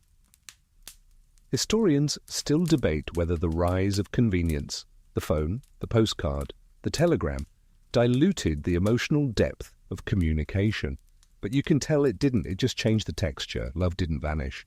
It simply went from cursive to carbon copy, from script to static, from ink to electricity. But in each form it said the same thing, a quirky detail from post office archives. By 1965, the number of international letters dropped by 30%, but the number of letters kept in boxes, albums, or drawers rose dramatically. People were writing less but saving more. It's as if the fewer the words, the heavier they became. You like that? It feels true of everything. Letters, conversations, even goodbyes. You imagine someone now in 1969 sitting under a poster of the moon landing, watching the first televised images from space. The world has literally found a new way to talk to itself. He writes to his sweetheart, "We just spoke to the moon, but it still feels harder to reach you." That might be the single most honest sentence of the decade, because technology can bridge distance, but not longing. Historians will later say, this was the era when writing became optional, when the speed of the world outgrew the patience of ink. But you know better. Even as phones ring and television voices fill the air, there's still one constant. When people can't say what they mean aloud, they still reach for paper. There's something about a blank page that forgives hesitation. Something about handwriting that feels like breathing out. You close your eyes and imagine the final letters of the analog age being sealed. Pink envelopes, cheap pens, handwriting shaped by record players and pop lyrics. "I love you more than my parents approve. I wrote this after midnight. Maybe that's why it sounds brave. Call me if you can, but keep this if you can't." Those aren't just letters. They're fingerprints of a world in transition. And as you listen to the faint hum of the telephone lines above the clatter of typewriter keys, you realize something profound. Every time humanity invents a new way to talk, it keeps the old ways anyway, just in case. because one day, when the power goes out or the silence grows too heavy, someone will always pick up a pen again and start with the oldest words there are, "Dear you." You feel the room around you grow quieter now, as if the noise of all those typewriters and telephones has dimmed to a faint hum. The year, in your imagination, is somewhere in the late 1970s. The air smells faintly of paper, ink ribbons, and something new, plastic, because the next revolution in intimacy is already here, the computer. Love is about to meet its first cursor. You picture it, a university lab in 1978, fluorescent lights flickering, the room humming with clunky terminals. Two students sit at opposite ends of the building, sending the world's earliest form of electronic mail. The screen blinks, green letters on black. "Hello, you there?" "Yes, who is this?" "Guess." And with that, history quietly shifts again. It's easy to laugh now, but for those who lived it, those messages were miraculous. The speed was intoxicating. No waiting, no envelopes, no postage stamps, just instant presence. Historians still argue whether that first generation of electronic romantics felt closer or lonelier. Some say immediacy eroded anticipation. Others insist it only changed the choreography. Because the pause between "I love you" and "send" still held the same tremor. A quirky tidbit, one of the first documented romantic emails was sent in 1979 between two computer scientists at MIT. The woman later said, "He didn't have to knock on my door, he knocked on my terminal." It's both adorable and prophetic, because within that small moment, two people in love over code, lies the future of all affection, invisible, instantaneous, intimate. You can almost feel the emotional rewiring of the world happening line by line. Letters, once physical proof of affection, begin to dematerialize. Love becomes data. A soldier in Vietnam years before might have carried a folded photo in his helmet. Now a technician at an airbase in 1980 carries love on a floppy disk. You smile softly. It sounds absurd, yet perfectly human. We've always been willing to trade substance for speed, touch for transmission, but somehow, even in binary, the heartbeat stays the same. The tone of these early digital letters is strange, half technical manual, half poem. System online, missing you. Received, heart at 80% capacity. People used the language they had, the syntax of machines, to describe the oldest emotion in the world. Historians still debate whether technology creates emotion or simply gives it new costumes. You know the answer already. It mirrors us. Even computers learn to blush in a way, through blinking cursors that wait for us to continue. And yet, handwritten letters didn't vanish completely. They just retreated like stars fading when the city lights turn on. Couples kept boxes of them in closets, unopened but sacred. Old habits of the hand coexisted with the new rhythm of keys.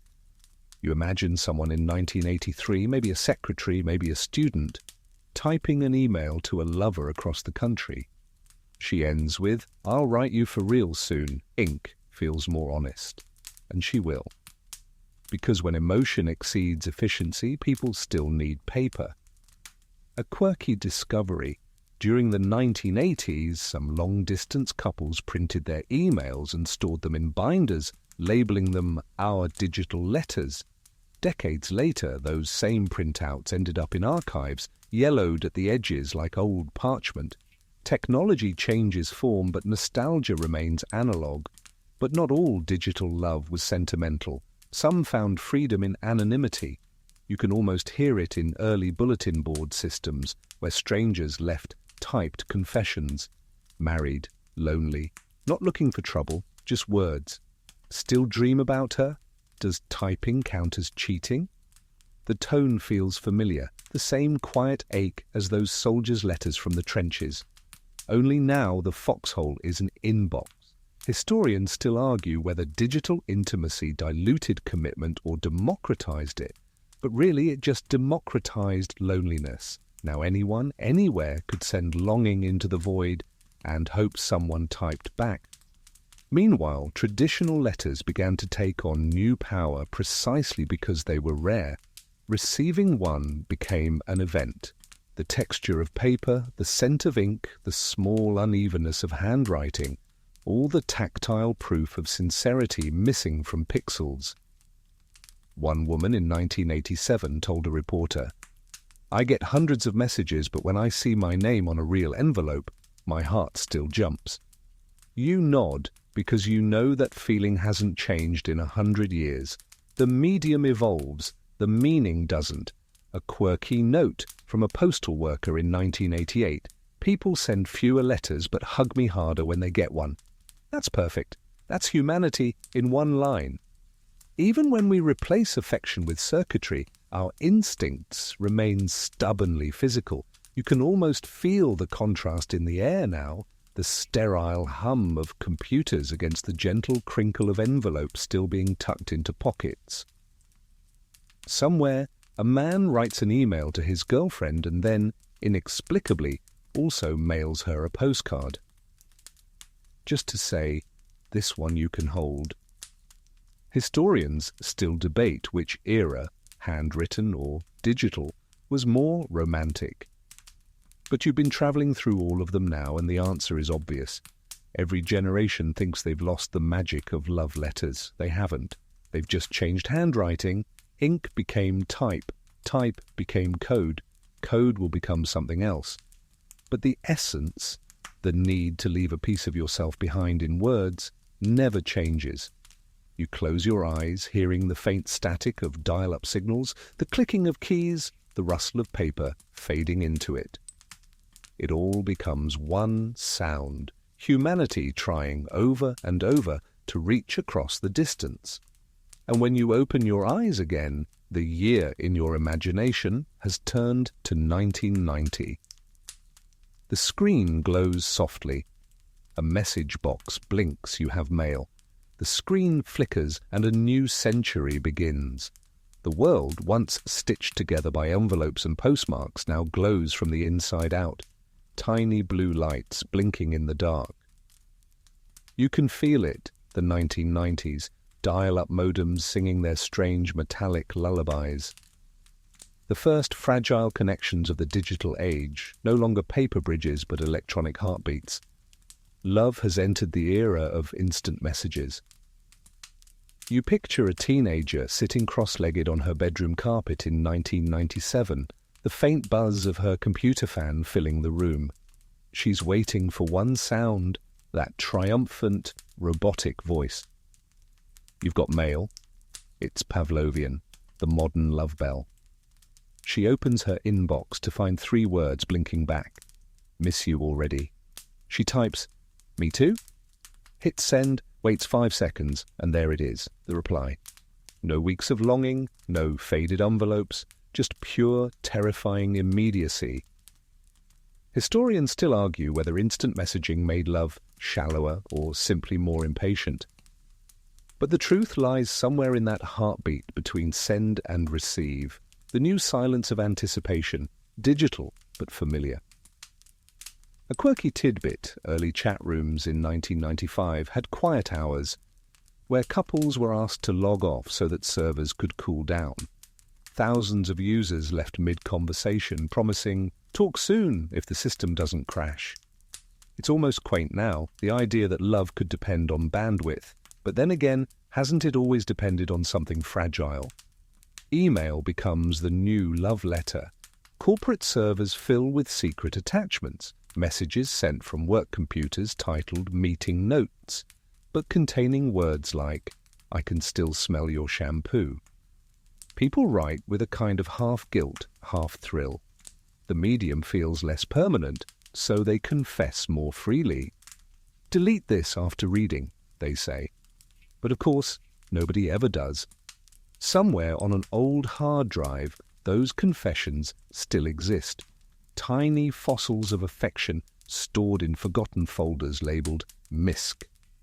Historians still debate whether the digital age freed us from the weight of love or simply made it easier to leave it behind. You picture a man in 1998 sitting in a cubicle, pretending to type a report. Instead, He's composing something reckless. You said love letters were extinct. I'm writing this one anyway. Only mine hums instead of rustles. He rereads it once, hits send, and leans back in his chair, pretending the world hasn't just changed. Because for him, and for millions like him, the inbox has replaced the mailbox. And then, just as people get used to typing affection, the internet invents emoticons, a colon, a dash, a parenthesis, and suddenly language can smile again. It's silly, it's childlike, it's revolutionary. One researcher later wrote, in 1996, humanity rediscovered tone of voice. You laugh softly because it's true.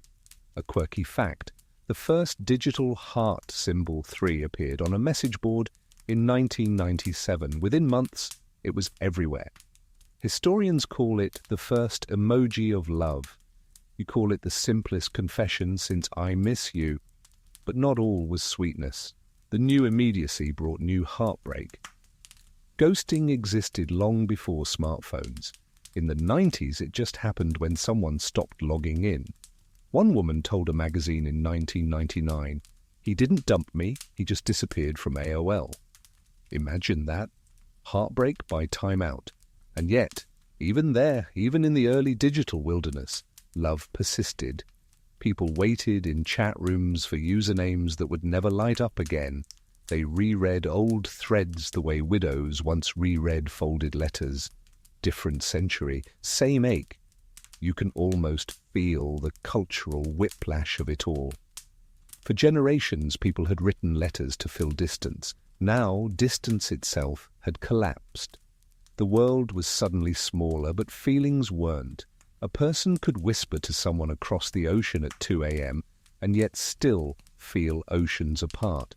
Historians still argue whether connection grew stronger or thinner, but one thing's certain, the speed of communication didn't make the words mean less. It just made people type them faster than they could feel them. A quirky discovery from old Yahoo archives, entire forums dedicated to digital goodbyes. People wrote public farewell letters before deleting their accounts. One user's final message read, "If you ever loved me, save this text somewhere. I want to exist on a floppy disk in your drawer." You pause on that because it's absurd and beautiful. The human instinct for permanence always finds a way, even in megabytes. Then comes 1999, the turn of the millennium. Y2K panic in the air. Computers might crash, the world might reboot, but people still write their hearts out online. One man writes in his blog, "If the world ends at midnight, check your email. I sent you everything I never said. You can almost hear the modem dial as the planet holds its breath, and then nothing crashes. The screens keep glowing, the messages keep coming, the human heart keeps hitting send. You sit back, eyes half closed, feeling the low hum of those early computers fade into white noise. The world is about to step into the 21st century, but the pattern remains the same. Ink became type. Type became code. Code became connection. And through every evolution, one truth held steady. Love always learns the newest language first. You can see it now. Millions of monitors flickering in dark bedrooms across the world. Sentences half-typed, deleted, retyped again. Good night. Still awake? I wish you were here. 3 lines of light replacing 3,000 years of parchment. And yet somehow they mean exactly the same thing. The calendar turns, the pixels sharpen, and suddenly you're in the 2000s, the decade when the world learned to talk all day and never quite say enough. This is the age of texting and social media love, where thumbs replace pens and affection turns into shorthand. Barb, Eily, Twill. It's efficient. It's everywhere. It's both the most connected and the loneliest time in history. You picture it, a flip phone snapping open in a dark movie theatre, a faint blue glow on someone's face. One message blinks on the screen, thinking of you. No salutation, no punctuation, just 3 words that arrive instantly, and somehow feel smaller for it. The reply comes seconds later. You too. And yet in that micro-conversation, there's something familiar. The same ache, the same hope that words, any words, can still reach someone's heart through a machine. Historians still argue whether texting killed romance or democratized it. The truth is simpler, it compressed it. Love now fits in 160 characters. A quirky tidbit: in 2001, a London newspaper reported the first marriage proposal sent entirely by text message. The bride said yes by replying with a single letter. Why? The priest read the texts aloud during the ceremony. People laughed, then cried. It's absurd, and yet it works. Because the tools change, but the intention never does. By the mid-2000s, text messages become the new heartbeat of daily life. Lovers exchange dozens a day, tiny digital breadcrumbs of affection. Good morning, home safe, miss your face. They're not epic like wartime letters or poetic like Victorian vows, but they carry their own quiet magic, repetition as reassurance. And that, maybe, is the real theme of modern love, constant proof of presence. You imagine someone in 2005 scrolling through their inbox, 423 messages, each one just a few words long, none meant to last. No one keeps them. No one tucks them into drawers, but for a few seconds after sending, each one feels monumental. Historians will one day call this the ephemeral age, but to the people living it, it's simply life at full speed. A quirky story: a teenager in Tokyo set the Guinness World Record for fastest texting, 57 words per minute, by sending a love poem to her boyfriend. It began, "You're the vibration in my pocket." That's the perfect metaphor for an entire generation. Affection disguised as notification. And then came social media, the next transformation in the long evolution of love. Now everyone's writing again, publicly, performatively, constantly. Facebook walls fill with declarations, "Happy anniversary to my everything." Instagram captions bloom, "Lucky to call you mine." The whole world becomes a love letter addressed to itself. Historians still debate whether this digital exhibitionism cheapens emotion or amplifies it. But you can see what's happening. People aren't writing less, they're just writing out loud. And somewhere, buried beneath the hashtags, there's still sincerity trying to be heard. You can almost feel the chaos of it, the constant pings, the scrolling, the endless need to update. In 1944, people waited 3 weeks for a letter. In 2004, people panic if they wait 3 minutes for a reply. You smile sadly. Patience was the first casualty of broadband. But longing? Longing survived. It just learned how to refresh. A quirky observation from a linguist in 2006. Texting revived the handwritten voice. She meant that punctuation, capitalization, and emoji became the new handwriting, each person's unique emotional accent. A double period meant worry.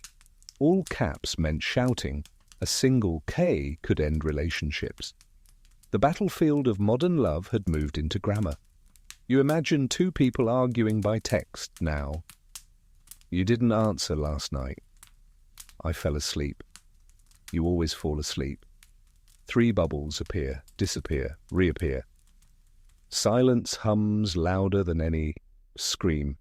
And yet, minutes later, a new message.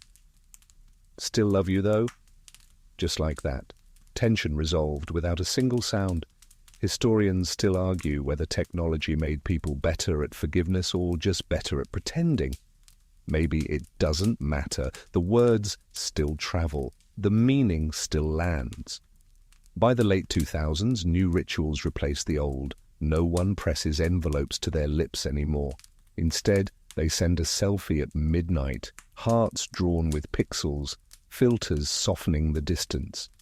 And somewhere, deep inside the code, you can still hear the echo of a fountain pen scratching across paper.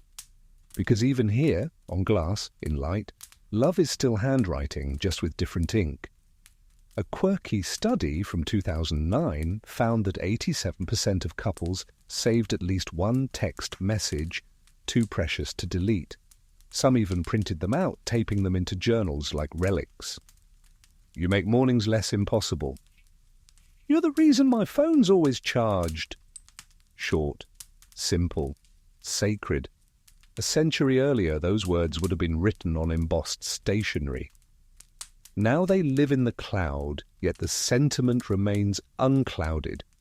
Historians will say the digital age made everything fleeting, but you can tell, reading between the lines, that people still crave permanence. They just keep misplacing it. In a world that forgets so quickly, the most romantic thing anyone can do is save. Save the message, save the photo, save the moment. Because one day, even a screenshot becomes an artifact. You close your eyes and imagine all those glowing screens across the globe, tiny rectangles of light where hearts keep typing through the night. Are you awake? Can't sleep? Same. It's the same story, always. Two people, distance between them, writing anyway. The tools change, the need doesn't. And as the century prepares to turn once more, you realize the letters never disappeared. They just learned to fit inside your pocket. Because no matter the medium, love still finds a way to say the same. 4 words it's whispered for generations. I'm still here, darling. You can almost hear it. The buzz, the chime, the vibration. That means someone is thinking of you. It's the 2010s now, and love no longer arrives folded in paper or typed on a typewriter ribbon. It arrives as a notification. The entire planet has gone mobile. Love fits in your hand. It charges overnight. It's backed up to the cloud. And somewhere between the old heartbeat of ink and the new hum of Wi-Fi, humanity rediscovers an ancient truth. Words still matter, even when they glow. You picture a subway car in 2013, dozens of faces illuminated by blue light, thumbs scrolling, typing, deleting, retyping. One woman smiles faintly at her phone. Her message reads, "Landed safe. Miss you already." She hits send, slips the phone into her coat, and stares out the window.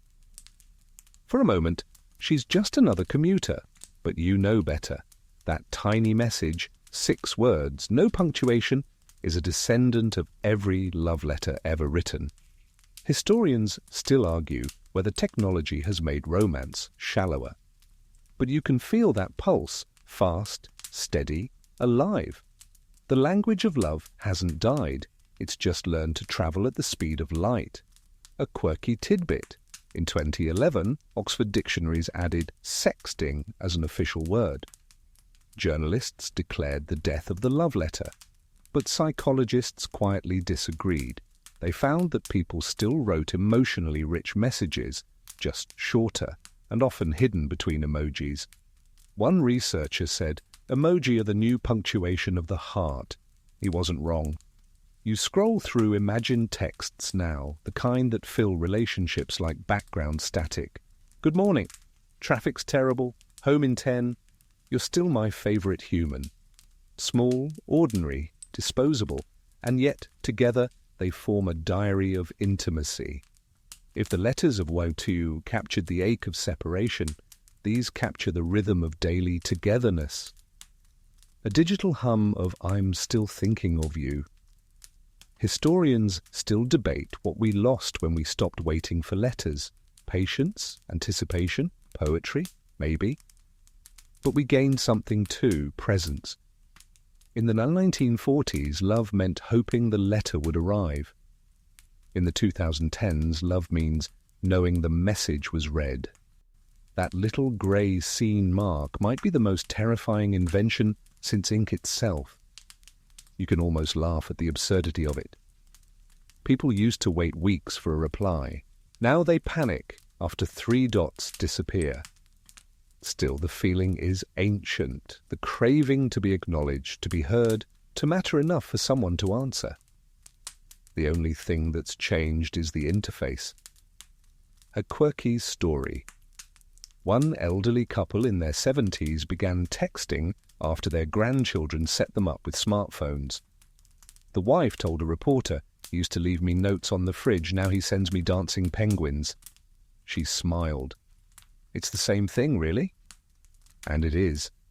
Penguins or pen strokes, love still finds a way to say, "I am here."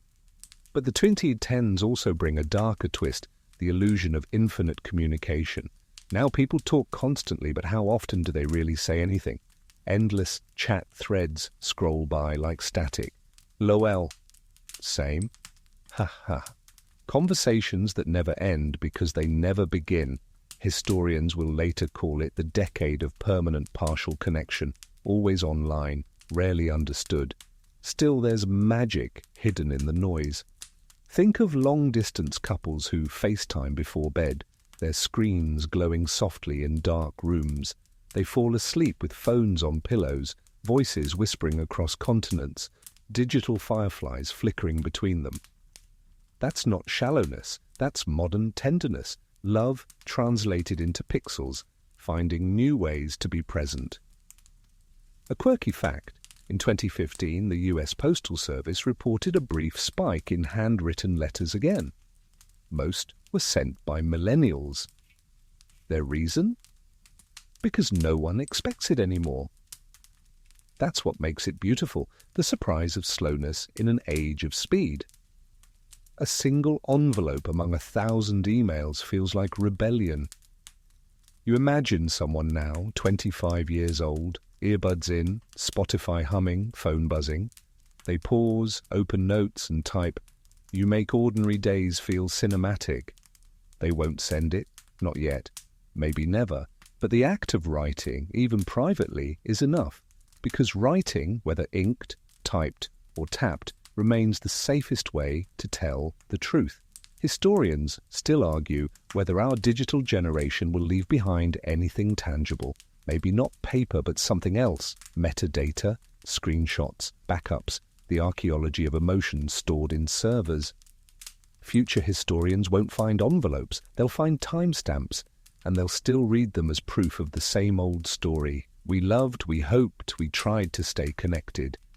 You glance around your imaginary world now, subways glowing, bedrooms lit by screens, oceans of quiet connections linking strangers and lovers alike. If you listen closely, you can almost hear all those whispers colliding in the cloud, billions of digital sighs saying the same thing humanity's always said, "Are you there? I'm here. Don't disappear." The medium has changed 100 times, but the sentiment hasn't aged a day. You take a slow breath, letting the imagined glow fade to dark. The letters have become light, the words have become data, but the heartbeat beneath them remains ink deep. And somewhere, an unread message still waits in someone's inbox, proof that even in an age of infinite reach, we're still creatures of longing. The hum of the 2010s fades, and suddenly you're standing in the quiet pulse of the present, 2020s and beyond. The world has sped up again, but the longing remains exactly where you left it. Only now it lives everywhere at once, on phones, in clouds, in invisible signals that stretch between satellites and sleeping hearts. This is the age of love without paper. No postmarks, no ink, no weight, only data and the illusion of permanence. You can almost see it, a kitchen table glowing with blue light instead of lamplight. A woman sips tea while reading a message that arrived 4 seconds ago from someone 8,000 miles away. I wish I could teleport. It's not handwritten, it's not even typed. It's dictated to a digital assistant that translated her partner's voice into perfect text. And yet she reads it 3 times, softly, smiling at every letter. Because no matter how technology evolves, the magic remains the same. Someone took a thought and turned it into something you could hold, even if only on a screen. Historians still argue whether we've reached the end of the love letter or simply its next metamorphosis. But you know the truth, we've just gone invisible. A quirky tidbit: in 2022, a research project in Berlin trained AI to mimic the tone of famous wartime love letters. The experiment backfired. People found the results too perfect. One participant said, "It made me realize what I loved about real letters, their mistakes." You smile at that because, of course, humanity hides best in its imperfections. These days, words can be deleted, edited, unsent. The very idea of permanence feels quaint. Someone types, "I miss you," then deletes it. They retype, "Hope you're okay," then delete that too. Love, in this age, lives in the drafts folder. But the feeling, the ache of wanting to say something, anything, remains ancient. Historians still debate what it means when communication becomes disposable. Is it freedom or fear? In truth, it's both. The ability to unsend, to erase, to vanish. Those are luxuries ink never offered. But they also rob us of something sacred, the courage to let our words stand. There was a strange beauty in letters you couldn't take back. They forced honesty. Now every confession can self-destruct before it's even sent. You imagine a man lying in bed, screen lighting his face, typing into the void, "I still think about you when it rains." He stares at it for a minute, heart beating too fast. Then he presses delete. The world never sees it. But for that moment, it existed. And maybe that's enough, the act of reaching out, even if no one catches it. A quirky observation: digital archaeologists, yes, that's a real job now, have begun preserving old text messages and voice notes the way museums once archived paper letters. One said, "Our grandchildren will read screenshots the way we read handwriting." Imagine that. Future historians scrolling through chat logs with the same reverence we give yellowed envelopes. And somewhere, one of those messages will simply say, "Be safe." Because that's what love always sounds like in uncertain times. You remember 2020, the year when the whole world went quiet. People couldn't touch, couldn't visit, couldn't breathe the same air. But they could still write. Texts, voice notes, video calls. Each one became a new kind of letter. Nurses wrote to families from isolation wards. Lovers said goodnight through screens. Grandparents learned to type hearts with trembling thumbs. The digital world, for a moment, rediscovered the tenderness of distance. Historians still argue whether that year reconnected or isolated us. But you remember the silence it left behind, and how many messages began with the same 3 words, "Are you safe?" A quirky finding from researchers in 2023, people now read messages aloud to themselves to feel them more deeply. As if the body instinctively misses the weight of words once spoken, once written.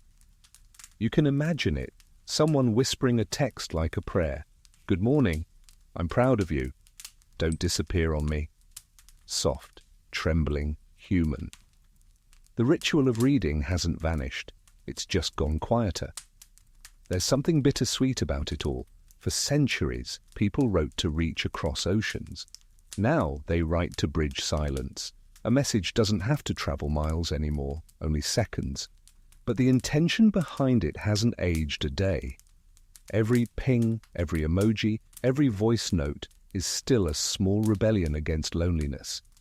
You glance around the modern landscape, billions of invisible threads crisscrossing the planet, connecting strangers, lovers, families. Words no longer need paper or ink or stamps, but they still need courage. Because even now, with every tool of communication at our fingertips, the hardest sentence to send remains the same: "I miss you." And the bravest reply, "I miss you too." Historians will someday write about this era as the time when humanity digitized emotion. But you know better. Emotion was never analog to begin with. It's always been electric, always been a pulse, All that's changed is the medium. You close your eyes, letting the static of notifications fade into the same silence that once filled candlelit rooms and battlefield tents. The world has gone wireless, but the heart still tethers itself to someone, somewhere, somehow. And in that invisible current that hums between two people across time, across screens, across every barrier you can imagine, you can still hear the same old whisper, right soon. You exhale slowly, realizing we've arrived at the quiet end of a century-long conversation between hands, hearts, and machines. The journey that began with trembling ink on paper now drifts through invisible airwaves, weightless but still warm. All those voices, soldiers and sweethearts, widows and dreamers, typists and texters, they've built a single story. Humanity's need to say, I'm here and I remember you. Picture it. A small apartment tonight, lights low, a phone charging beside the bed. Somewhere in that glowing rectangle lies a century's inheritance. Inside the messages and drafts are traces of every letter ever written, tiny descendants of my dearest, beloved, yours always. You scroll past them without noticing, but the ghosts of handwriting still hum beneath your thumbs. Historians still argue whether love letters ever truly ended, but as you look around this glowing world, you know they've simply gone everywhere. A quirky tidbit: in 2025, a museum in London opened a virtual exhibit called From Ink to Emoji. Visitors could touch holographic letters and watch them transform into digital texts. The most popular display? A projection of a WWII letter fading seamlessly into a modern text that reads, "Still waiting for you." People cried quietly in the dark. Some laughed. Some reached out as if they could stop the change halfway. Because maybe that's what we all want, to hold on to the moment before the send button when words still belong to us. The truth is, every era of communication, paper, typewriter, email, message, was never about technology.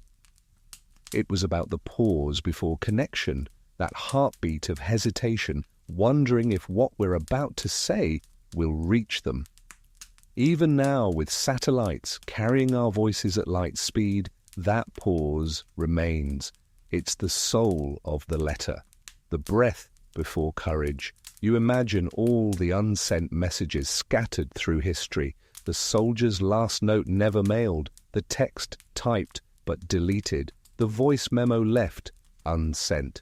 They float together somewhere, an invisible archive of almost confessions. If you listen closely, you can hear them whisper the same phrase through time. I meant to tell you. And somehow, that's enough. Historians still debate whether we've become too quick, too distracted, too digital to love deeply anymore. But maybe love was never meant to be slow, it was meant to adapt. Ink dries, servers crash, but the instinct to reach across silence never stops. That's the real story. You lean back now, feeling the centuries settle. You can still smell the faint paper dust of the 1940s, hear the soft clack of typewriter keys, the beep of dial-up, the buzz of a phone lighting up in the dark. All those sounds layer into a lullaby, the rhythm of connection itself.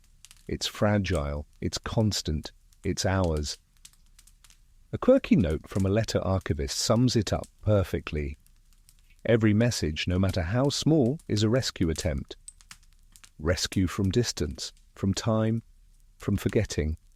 And you realize that's true, not just for lovers, but for everyone who's ever whispered anything into the dark, hoping someone would hear.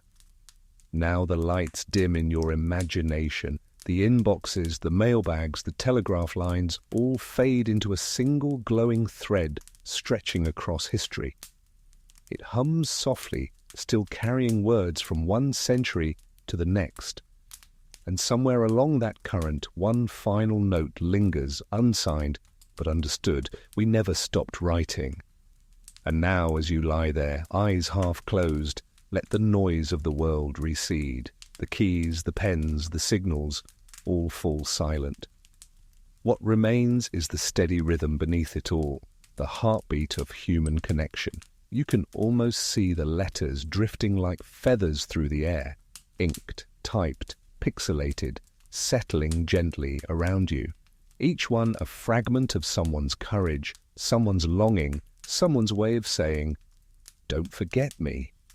Breathe in. You can almost smell the faint trace of paper and rain. Breathe out. Let the weight of 1,000 unsent words melt away. For all our inventions, for all the ways we've tried to perfect communication, it still comes down to something simple. One soul reaching for another in the dark. That's what the letters were always about. That's what they'll always be about. So tonight, let those echoes keep you company. Imagine every word you've ever written or wished you'd written floating gently outward, finding their place among all the others. Because somewhere, someone is still listening, and somewhere, a message meant for you is still on its way. Sleep well, traveller of words. You've reached the quiet part of history now.